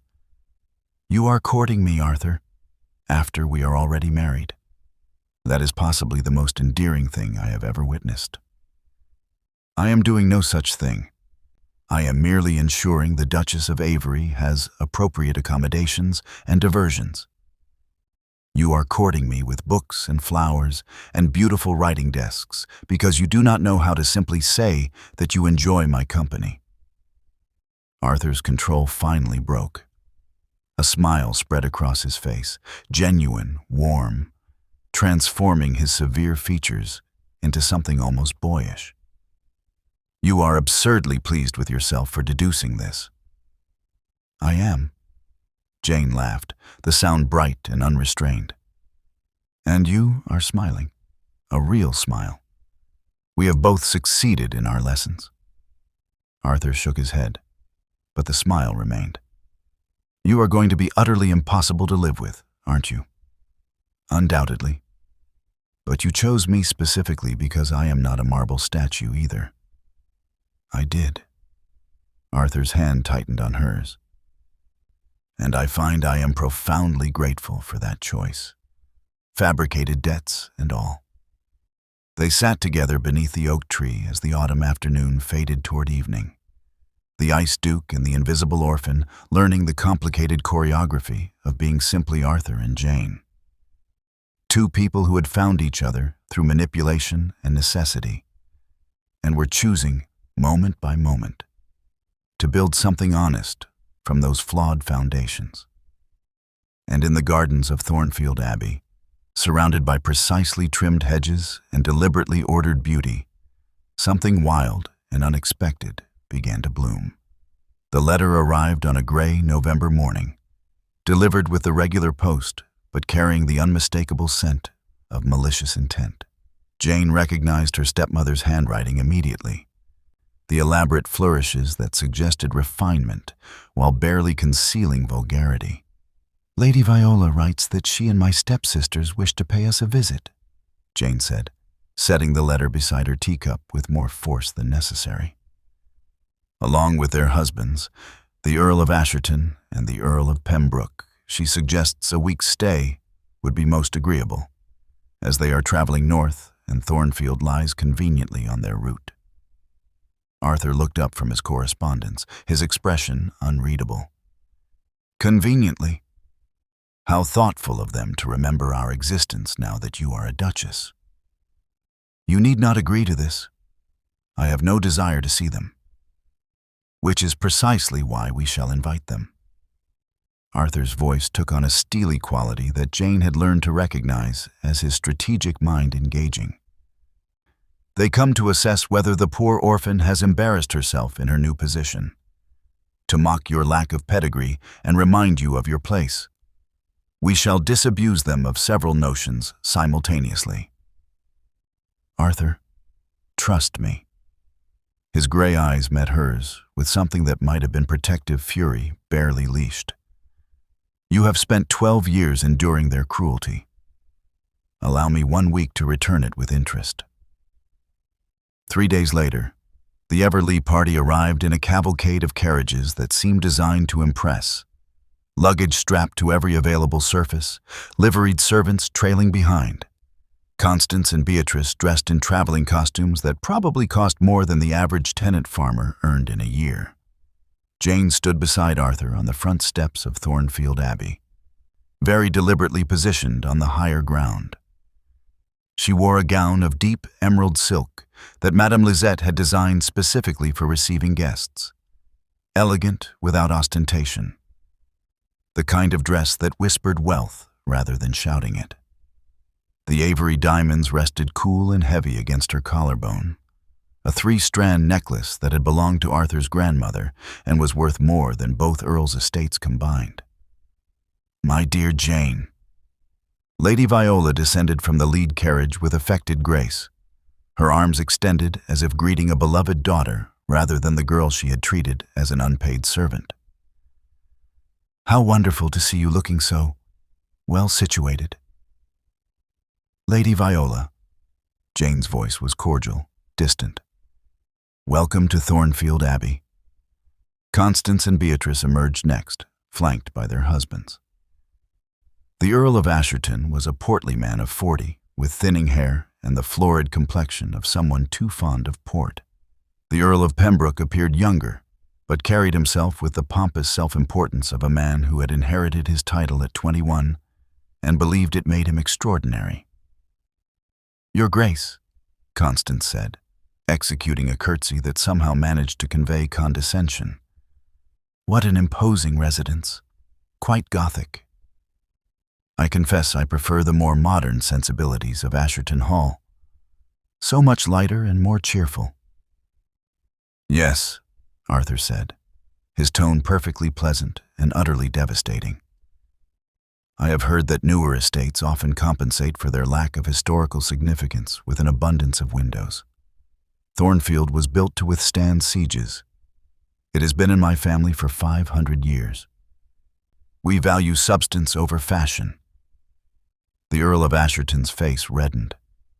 Constance's smile became fixed. Arthur continued without pause, turning to the Earl of Pembroke. "And, Lord Pembroke, welcome. I trust your journey was not too taxing. I understand your estate lies in Derbyshire. The Pembroke line is relatively recent, if I recall. Your grandfather purchased the title during the financial reforms of 1780. It was delivered with perfect courtesy. But the insult was unmistakable. Purchased title versus inherited legacy. New money versus old power. "My grandfather was a self-made man," Pembroke said stiffly. "He earned his position through merit." "How admirable. Commerce can indeed elevate a family, Given sufficient time and advantageous marriages. Arthur's hand settled at the small of Jane's back, a possessive and protective gesture. "Shall we go inside? I am certain you are all eager to refresh yourselves after your journey." The week that followed was a master class in aristocratic warfare, with Arthur wielding his ducal authority like a perfectly honed blade. At dinner the first evening, Lady Viola made the mistake of commenting on the quaintness of serving only 4 courses rather than the elaborate 8-course meals fashionable in London. "We find excessive dining tedious," Arthur replied. The Queen herself commented during our last visit to court that the Avery household sets a standard of elegant restraint. But I suppose those newly elevated to the peerage might feel the need to demonstrate their wealth through ostentation. It is quite understandable, really. Beatrice choked on her wine. The Earl of Asherton stared at his plate. The following afternoon, Constance suggested a tour of the portrait gallery, clearly intending to emphasize Jane's lack of aristocratic lineage. "How fascinating it must be," she said, gazing up at the rows of Wellesley ancestors, "to have such a distinguished family history. Of course, Jane, you cannot claim such heritage. Your dear mother was merely a vicar's daughter, was she not?" "She was," Jane said evenly. Arthur stepped forward, his voice carrying the weight of absolute conviction. Jane's maternal grandfather was the Reverend Thomas Hartley, a noted scholar whose theological texts are still studied at Oxford. Her father, as you know, was a gentleman of significant means whose family held land in Sussex for 2 centuries.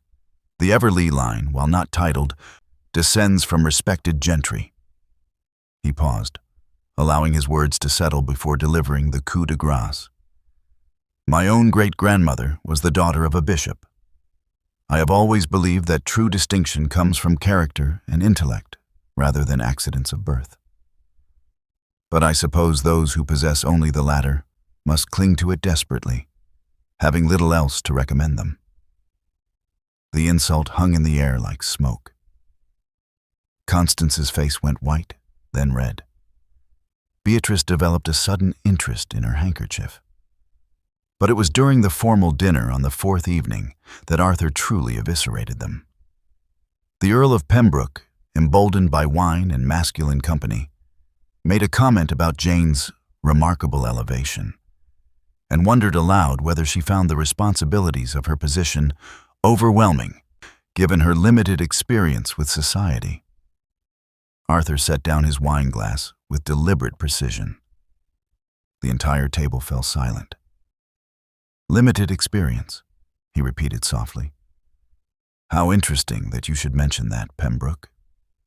Tell me, how many households have you successfully managed? How many tenant disputes have you arbitrated? How many estate ledgers have you personally audited for accuracy?" Pembroke blinked. "Well, I have stewards for such matters." "Indeed, as do I.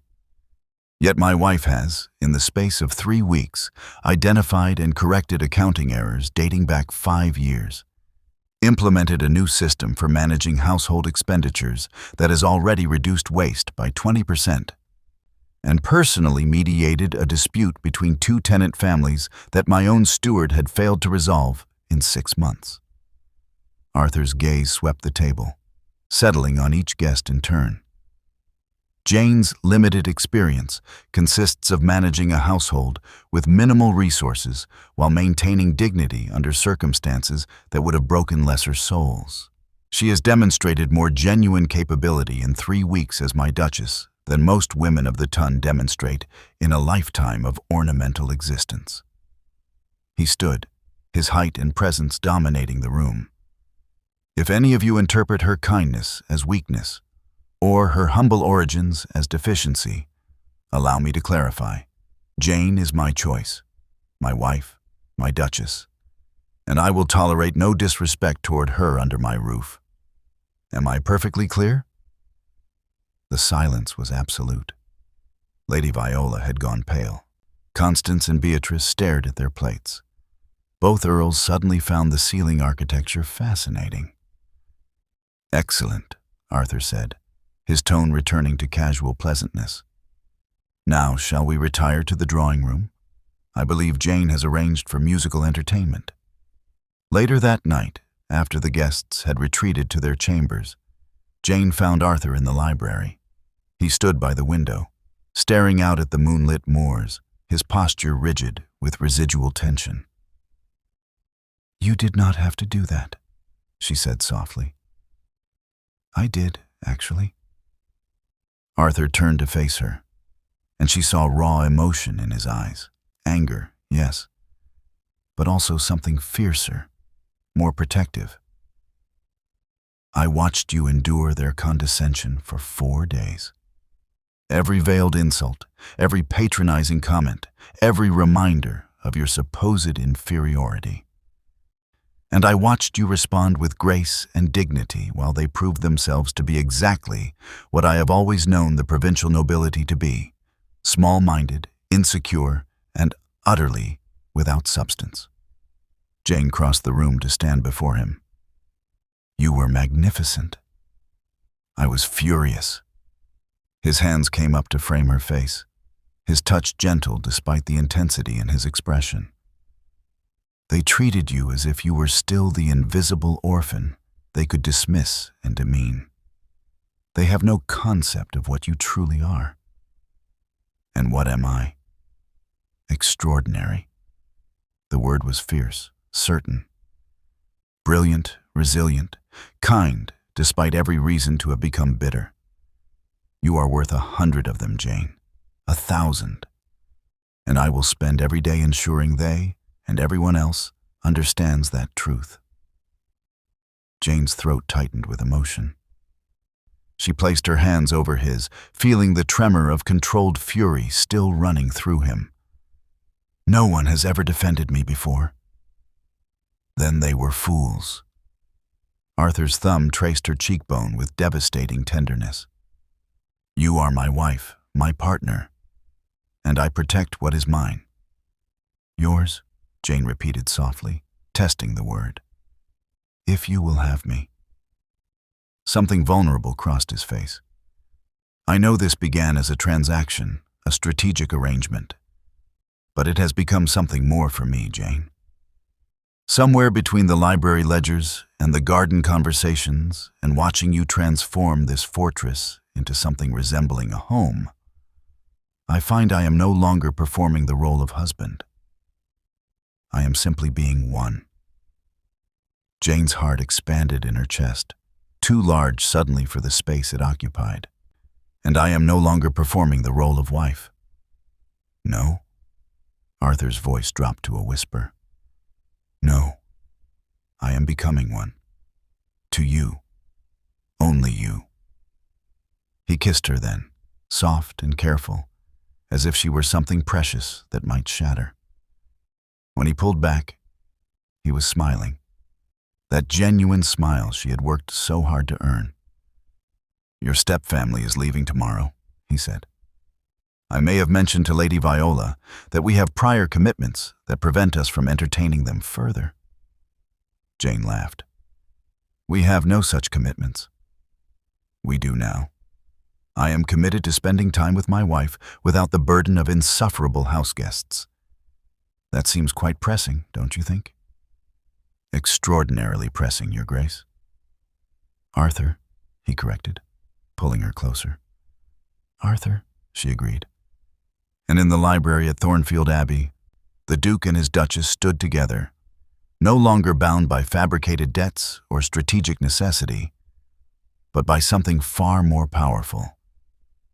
The choice to build a partnership from honesty, protection, and the slow, certain knowledge that they had found in each other exactly what they needed. Not a perfect love story, perhaps, but a true one. The storm arrived without warning, as northern storms often did. Jane woke to the sound of rain lashing against the windows like gravel thrown by an angry hand, wind howling through the ancient stones of Thornfield Abbey with a voice that seemed almost human. Thunder rolled across the moors, each crack loud enough to rattle the glass in its leaded frames. She sat up in the darkness, her heart racing from the violence of the sound. The fire in her chamber had burned down to embers, casting barely enough light to see by. Another crack of thunder split the night, and Jane flinched despite herself. A soft knock sounded at the adjoining door. "Jane?" Arthur's voice came through the oak, tight with concern. "Are you well?" She pulled her wrapper around her shoulders and crossed to unlock the door. Arthur stood in the threshold dressed in shirt sleeves and trousers, his dark hair disheveled as if he had been running his hands through it. In the dim light, he looked younger, less formidable, almost vulnerable. "I'm fine," she said. "Only startled. The storm is quite fierce. The worst I've seen in years." Arthur's gaze searched her face. "I thought I heard. That is, I wanted to ensure you were not frightened." Jane felt warmth bloom in her chest at his concern. In the month since her stepfamily's departure, something had shifted between them. The careful distance they had maintained had given way to an easy companionship. Shared meals, long conversations, moments of comfortable silence. But Arthur still retreated to his own chambers each night, maintaining the last boundary between them. Until now. "I confess storms have never troubled me," Jane said. "I find them rather magnificent, actually. All that unleashed power." Lightning flashed, illuminating Arthur's face for a heartbeat. "Would you think me foolish if I admitted they unsettle me? You? The unshakable Duke of Avery? Even dukes can have irrational fears." A wry smile crossed his features. "My mother died during a storm. I was 7 years old. The physician could not reach us in time because the roads had flooded.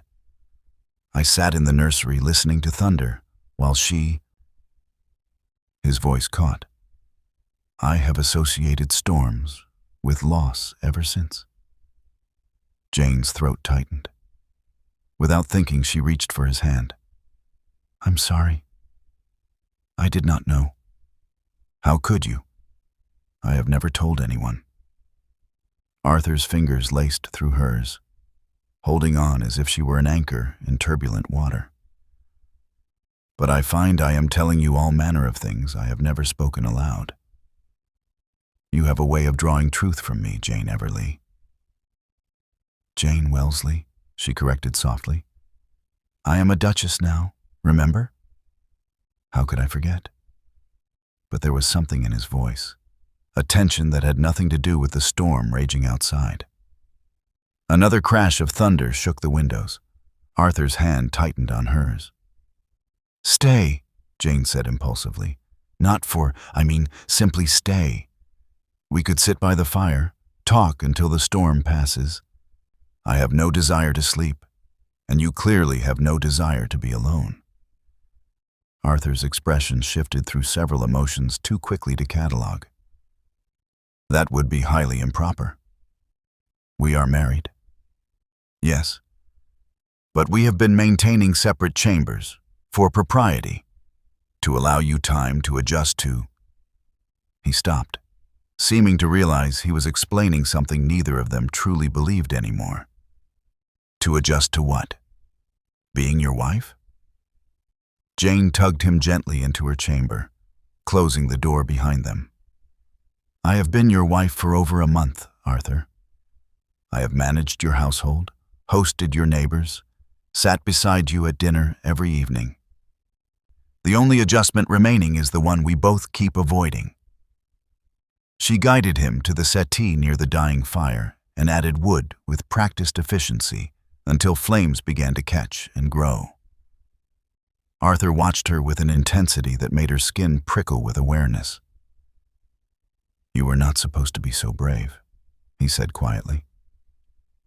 Jane settled beside him, close enough that their shoulders nearly touched. "What do you mean?" "When I proposed this arrangement, When I fabricated that debt and manipulated your stepmother, I told myself I was rescuing you, that you would be grateful, compliant, perhaps eventually companionable. A wife who would manage my household and grace my table without demanding anything inconvenient like emotional intimacy. Lightning flashed again, throwing stark shadows across his face.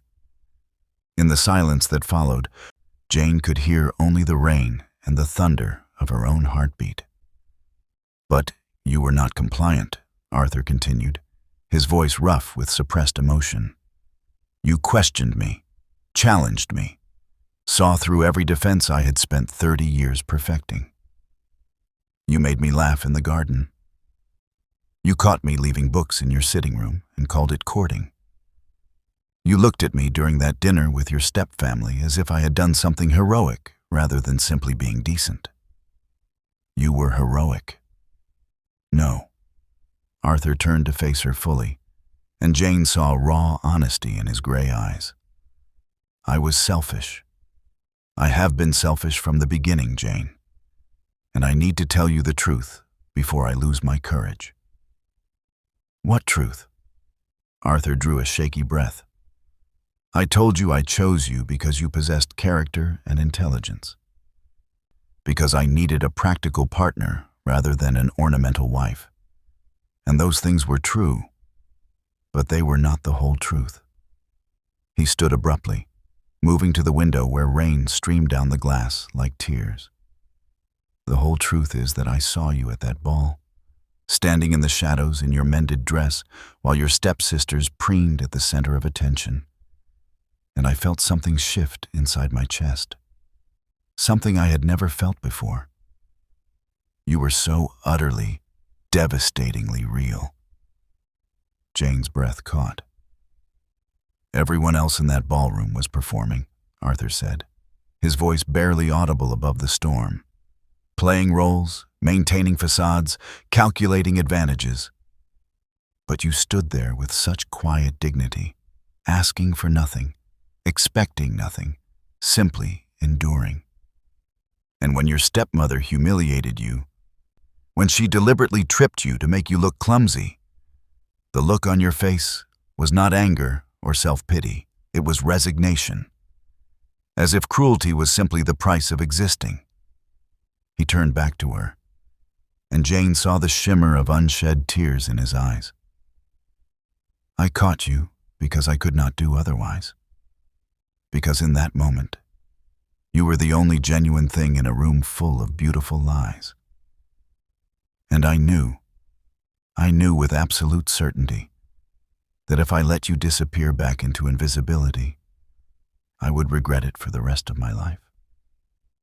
Thunder rolled overhead, but Jane barely heard it. She stood slowly, crossing to where Arthur stood rigid by the window. So you fabricated a debt, she said softly. So I fabricated a debt.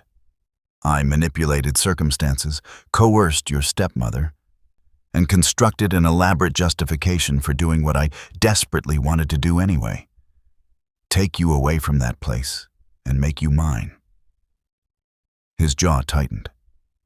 Not for duty, not for practicality, because I looked at you and saw something I had been searching for my entire life without knowing it. What did you see? Home. The word was barely a whisper. I saw home, Jane. Not a place, but a person. Someone I could be real with. Someone who would not expect me to be the ice duke or the perfect peer or the strategic heir. Someone who would simply let me be Arthur. Jane's vision blurred with tears.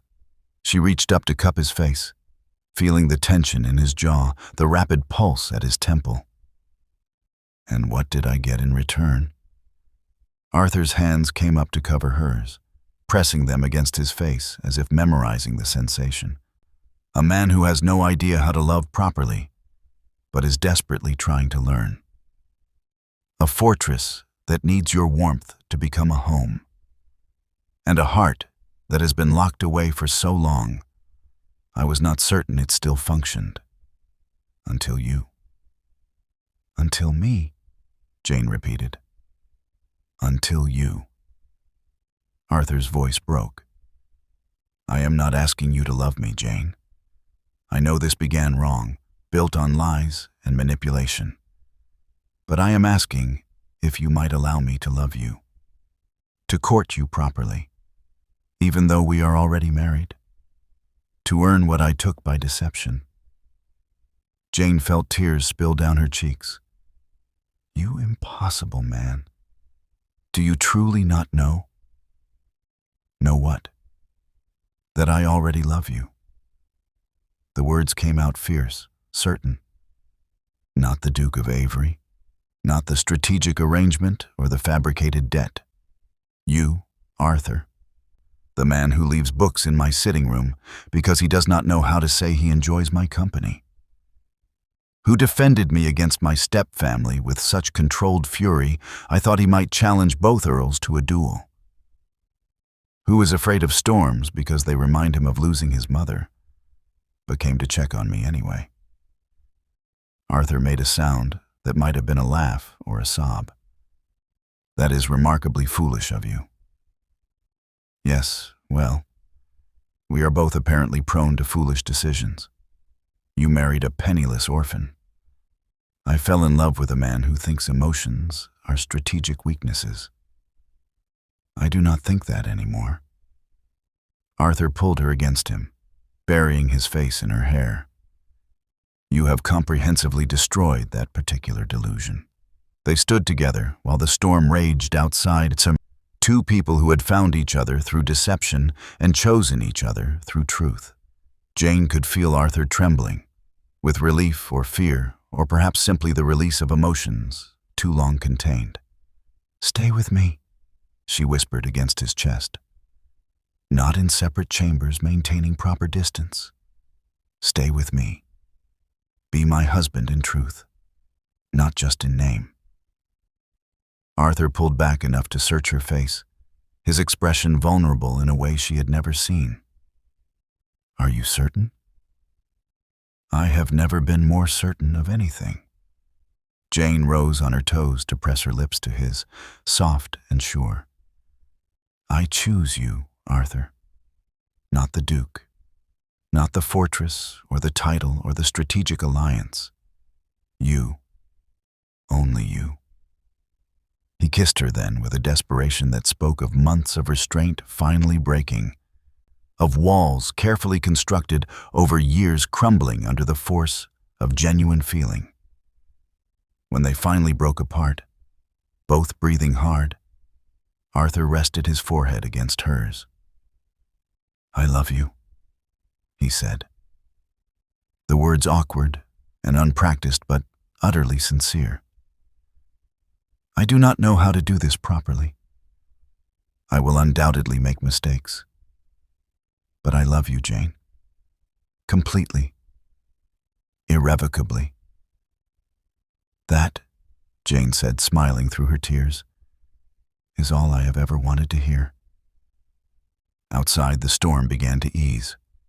The thunder grew more distant, the rain softening to a steady patter against the windows. But inside Jane's chamber, a different kind of storm had finally broken.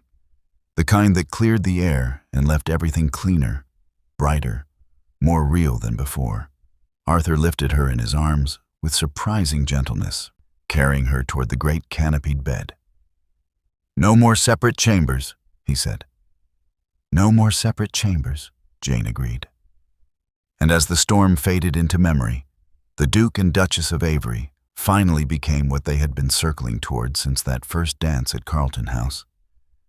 Not a strategic arrangement or a rescue mission, but two people choosing love in the wreckage of loneliness. Real, raw, irrevocably theirs. The letter arrived on a Tuesday morning in late December, delivered not by regular post, but by a London solicitor who insisted on speaking with the Duke immediately. Jane was in the morning room, reviewing household menus, when Morrison appeared with a troubled expression. Your Grace, there is a Mr. Cornelius Blackwell requesting an audience with His Grace on a matter of utmost urgency. He claims it concerns the validity of your marriage."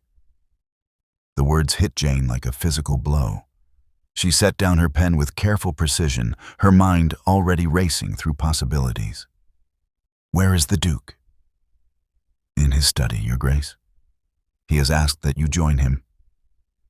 Jane found Arthur standing behind his desk, his expression carved from granite as he read a document that trembled slightly in his hands, the only visible sign of his fury.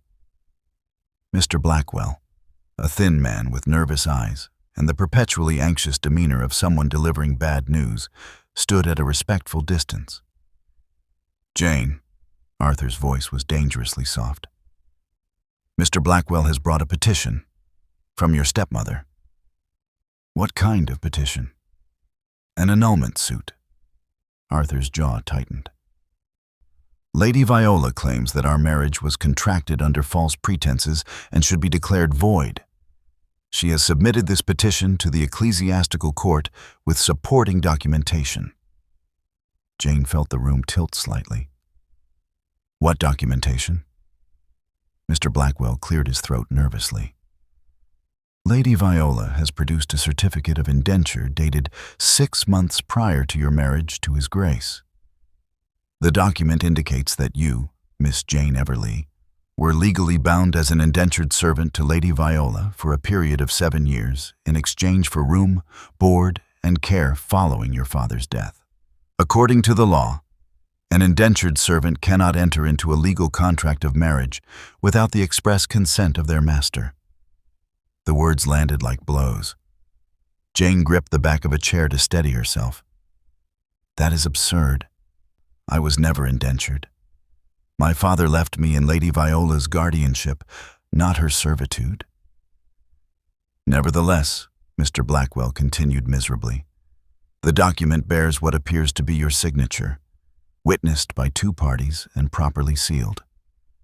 Lady Viola's solicitor argues that your marriage to the Duke was therefore illegal from its inception, as you did not possess the legal capacity to consent." Arthur moved around the desk with predatory grace. "Show me this document." Mr. Blackwell produced a yellowed paper from his leather case with trembling hands.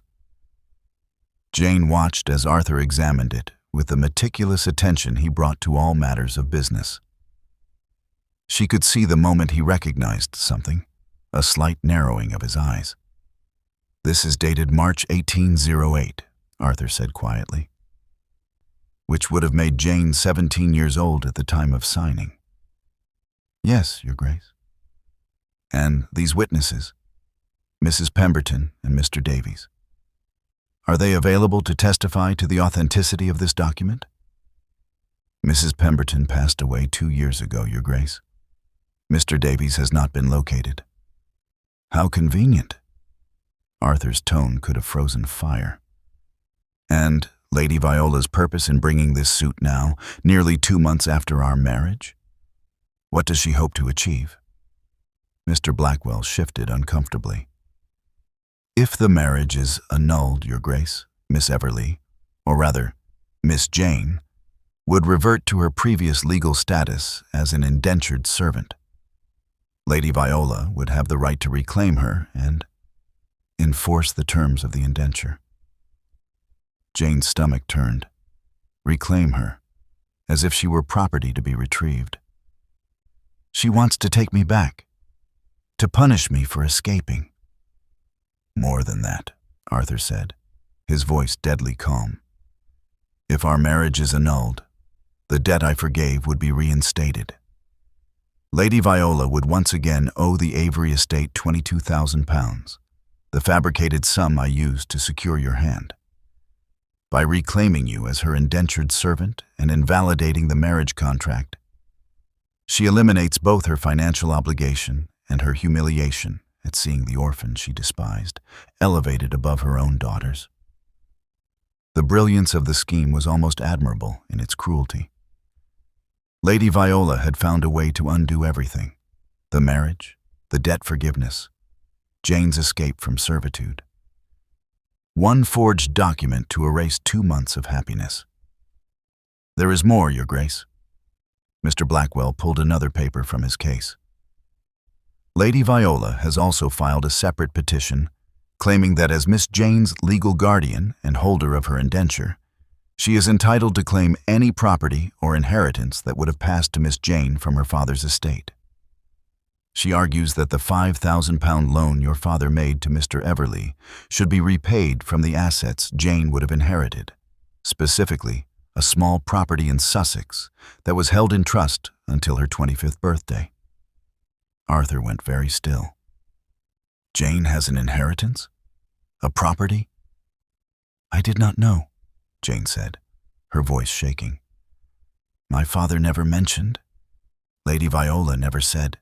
Of course she did not. Arthur's hand clenched around the document hard enough to crumple it.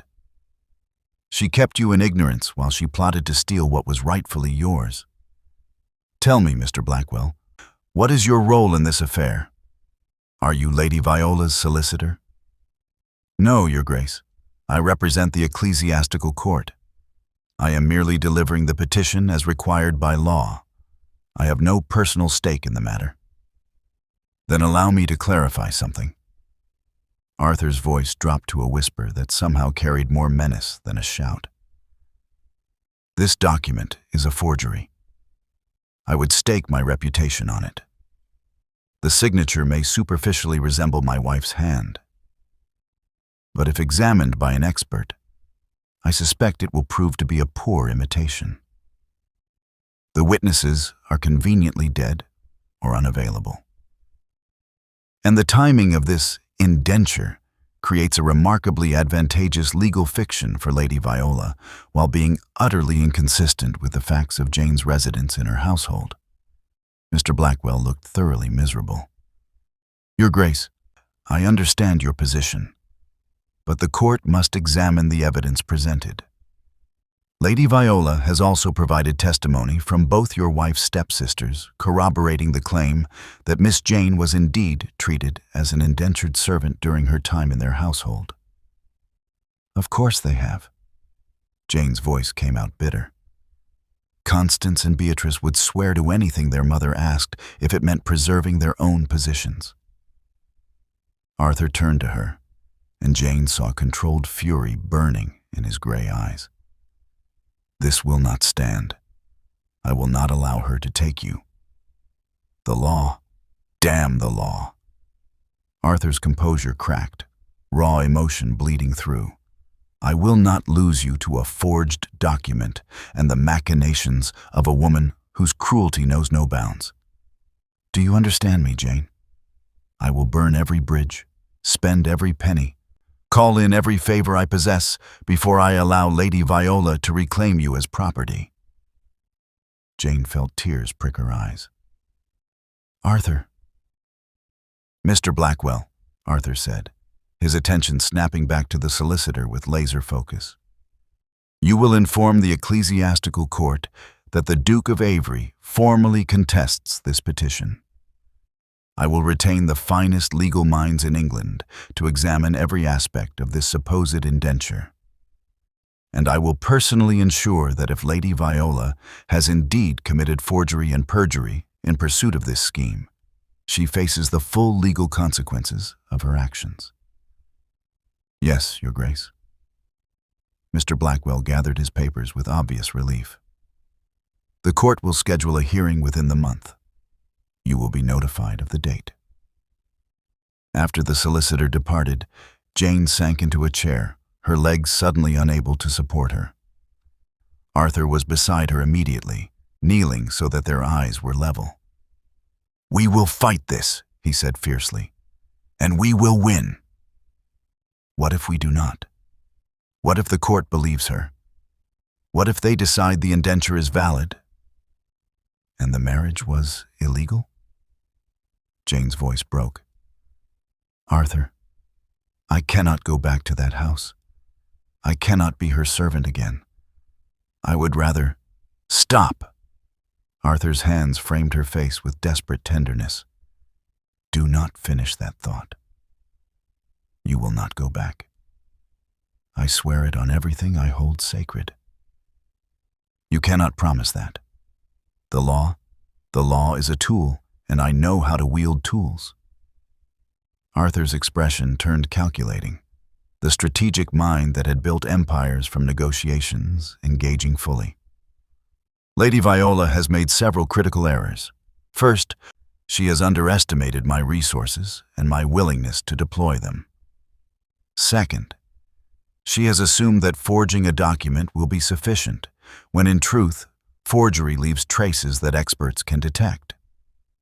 And third, his voice softened, she has assumed you are still the powerless orphan she once controlled. But you are not. You are the Duchess of Avery, and I protect what is mine. Jane leaned into his touch, drawing strength from his certainty, even as fear clawed at her throat. What do? We prepare for war. Arthur stood, pulling Jane to her feet with him. I will summon my solicitors from London.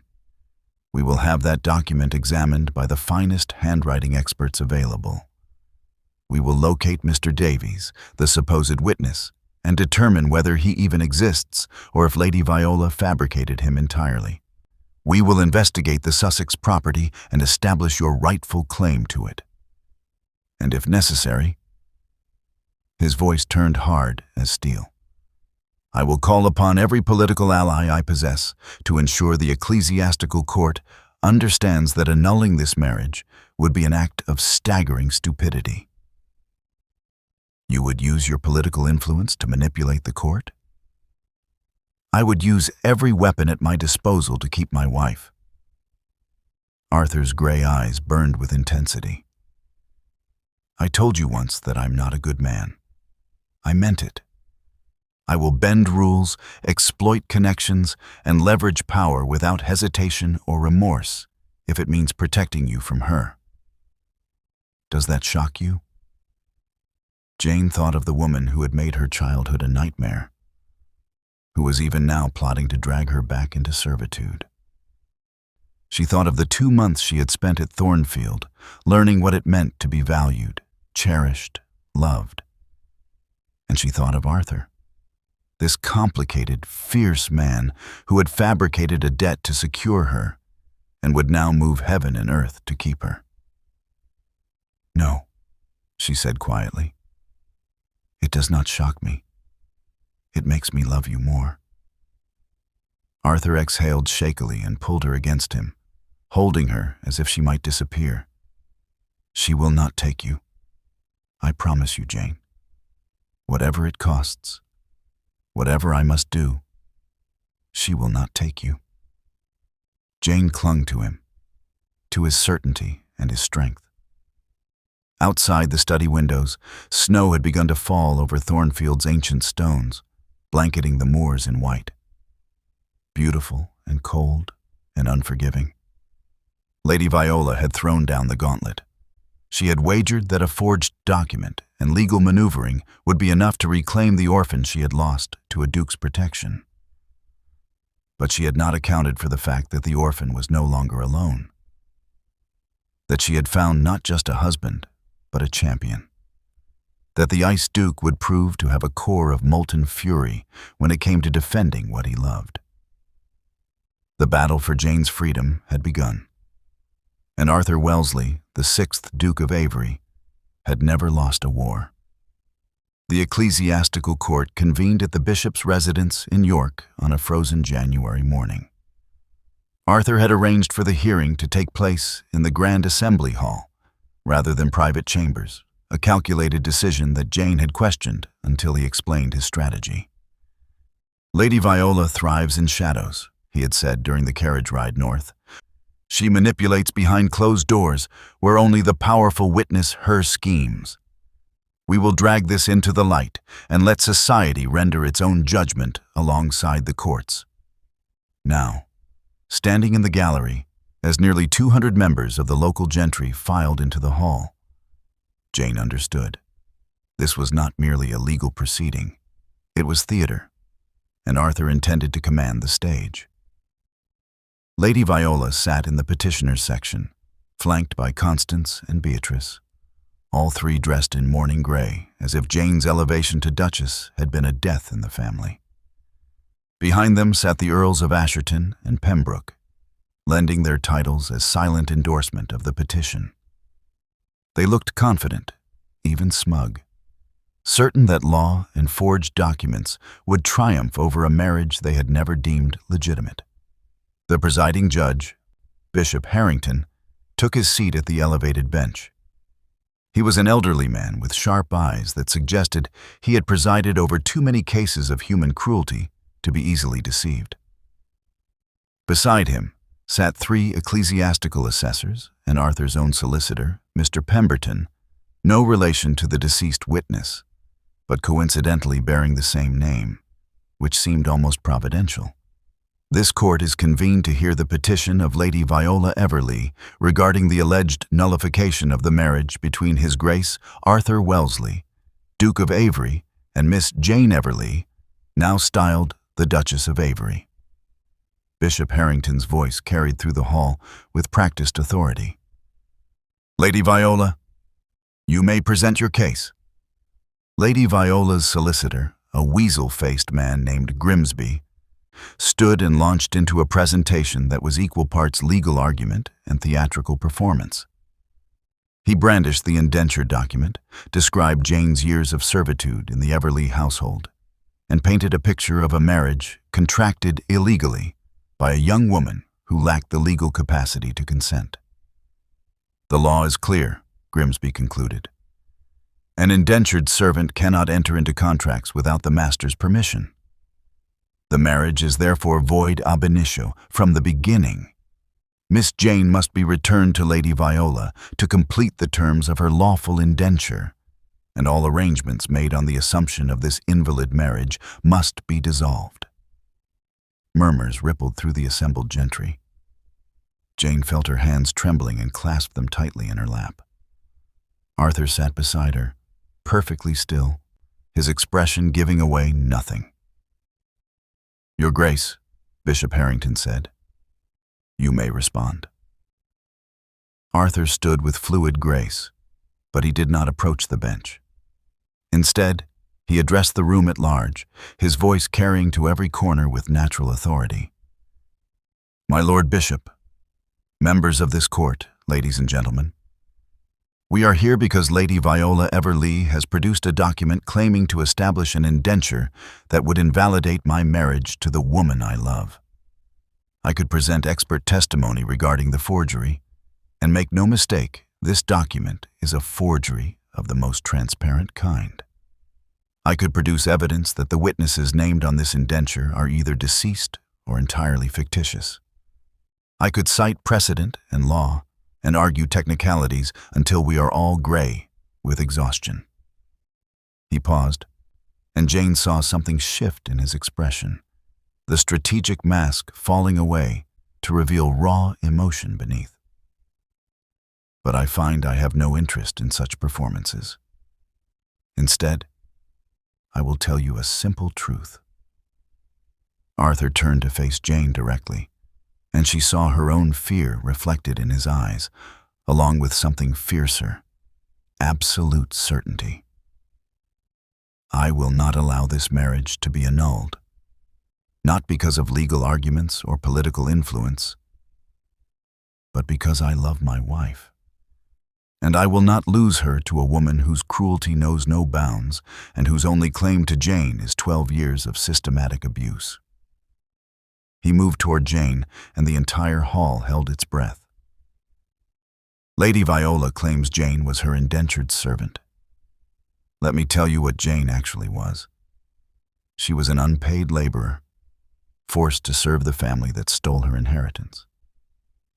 She was an orphan, stripped of her father's name and her mother's legacy. She was invisible, dismissed, treated as less than human by people who should have protected her. Arthur stopped directly in front of Jane's seat. His gray eyes held hers with an intensity that made her throat tighten. And then I saw her at Carlton House, standing in the shadows while her stepsisters preened in the light. And I saw what everyone else had missed: dignity, strength, intelligence, and a capacity for grace under circumstances that would have broken lesser souls. Slowly, deliberately, Arthur lowered himself to one knee before her. The hall erupted in gasps. Jane's vision blurred with tears. Dukes did not kneel, not to anyone except the monarch. Certainly not to women they had married under questionable circumstances. But Arthur knelt before her now, in front of 200 witnesses and the ecclesiastical court. And when he spoke, his voice carried no trace of the Ice Duke's famous control. It was raw, vulnerable, utterly human. I kneel before you, Jane, not as a legal strategy or a theatrical gesture. I kneel because you are my equal in every way that matters. Because you have transformed my fortress into a home and my isolation into partnership. Because you see me not the Duke or the title or the power, but the man beneath all that armor. And because I would rather spend the rest of my life fighting for the right to call you my wife than accept a single day without you. Tears streamed down Jane's face. She reached for his hands, gripping them tightly. Arthur's voice strengthened, addressing the court while never breaking eye contact with Jane. This woman is not an indentured servant. She is not property to be claimed or a contract to be voided. She is the Duchess of Avery, my partner, my love. And I will defend her place at my side with every resource I possess, every ally I can summon, and every breath in my body. He turned his head slightly toward Bishop Harrington, though his hands remained clasped in Jane's. My Lord Bishop, you asked for my response to this petition. Here it is. I reject absolutely Lady Viola's claim. Jane entered our marriage freely, as a woman of legal age and sound mind. Any suggestion that she was bound by an indenture that conveniently appeared only after our marriage is an obvious fabrication designed to steal what Lady Viola has always denied Jane: her freedom, her inheritance, and her right to determine her own future. Your Grace, Bishop Harrington said carefully, while your devotion is evident, the court must still examine the legal documentation, then examine it. Arthur's voice turned to steel. Have your experts analyze the signature, investigate the witnesses, question the timing. You will find what I have found, that this entire petition is built on lies from a woman who cannot tolerate seeing the girl she abused elevated beyond her reach. Mr. Pemberton stood, producing a leather portfolio. My Lord Bishop, if I may. We have indeed conducted such an analysis. Master Cartwright, the Crown's own handwriting expert, has examined the indenture signature and compared it to authenticated examples of the Duchess's handwriting from both before and after the alleged date of the document. His conclusion is unequivocal. The signature is a forgery, executed by someone with skill, but lacking access to adequate exemplars of Her Grace's true hand. He withdrew another document. Additionally, we have located Mr. Davies, the supposed witness. He is currently residing in Edinburgh and has provided a sworn affidavit stating that he has never met Lady Viola EverLeigh, never witnessed any indenture agreement, and has not been in England during the year 1808. Chaos erupted. Lady Viola went white. Grimsby sputtered protests. Constance and Beatrice exchanged panicked glances. Bishop Harrington raised his hand for silence. Lady Viola, these are serious allegations. If you have knowingly presented a forged document to this court, it is not forged. Lady Viola's composure shattered. She rose, her voice shrill with desperation. That girl was my servant. I fed her, clothed her, gave her a roof over her head when she had nothing. She owes me everything, and she repays me by stealing a duke? By humiliating my daughters? She is nothing, do you understand? Nothing! A vicar's granddaughter playing at being a duchess. Arthur rose from his kneeling position with dangerous grace. She is everything. And you, madam, have just confessed to fraud before 200 witnesses. Bishop Harrington's voice cut through the tumult with absolute authority. This court finds the petition without merit. The indenture document is hereby declared a forgery. The marriage between the Duke of Avery and Jane EverLeigh is valid and binding. Furthermore, Lady Viola EverLeigh, you are charged with presenting false documents to an ecclesiastical court, forgery and perjury. You will surrender yourself to the magistrate for formal charges. Lady Viola collapsed back into her seat, all color draining from her face.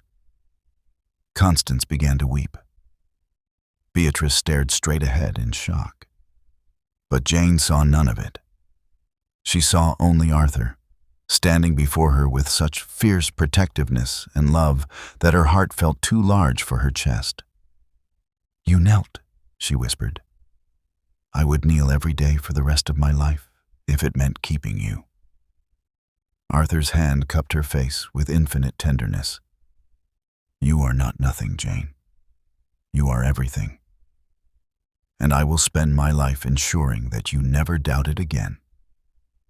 Jane rose and threw her arms around him. Propriety be damned. Arthur caught her, holding her against him as applause began to ripple through the assembly, genuine, warm, approving. The local gentry had witnessed something they would speak of for years. The Ice Duke melting completely for the woman he loved. "It is finished," Arthur murmured against her hair. "She cannot touch you now. You are free." Free. The word settled over Jane like a benediction. Free from Lady Viola's cruelty. Free from the shadow of servitude. Free to be simply Jane, the Duchess of Avery, the woman who had transformed a fortress into a home and a duke into a husband. As they left the hall together, Arthur's arm firmly around her waist, Jane looked back once at Lady Viola. The woman who had made her childhood a nightmare now sat defeated, her schemes exposed, her power shattered. Constance and Beatrice would never visit Thornfield again. The Earls would distance themselves from the scandal. But Jane felt no triumph, only relief. She was done being defined by what had been done to her. She would be defined instead by what she chose. Partnership with a man who knelt before her, a home built on honesty, and a future that belonged entirely to them. "Take me home, Arthur," she said softly. "Always," he promised. And as their carriage rolled north toward Thornfield Abbey, the Duke and Duchess of Avery left the past behind and embraced the future they had fought so hard to secure. A future built not on fabricated debts or forged documents, but on something far more powerful. Love, freely given and freely protected. The orphan had become a duchess. The Ice Duke had learned to kneel, and together they had proven that the most powerful force in England was not titles or wealth or social position, but two people choosing each other against all odds. Real, true, irrevocably theirs. My lovely family, if you felt anything during that ending, if Arthur kneeling made your heart squeeze, if Jane's freedom made you emotional, if this story gave you even 10 minutes of escape from your day, I'm asking you to do 3 things before you close this video. 1. Subscribe, because I have dozens more stories like this waiting. 2. Like this video so YouTube shows it to others who need this emotional journey. And 3. Leave a comment telling me which chapter hit you hardest. Here's the truth. I can only keep creating these if you tell YouTube they matter. Right now, 8 out of 10 viewers watch for free and vanish. Don't be that person. Be the person who supports storytellers. Subscribe, like, comment.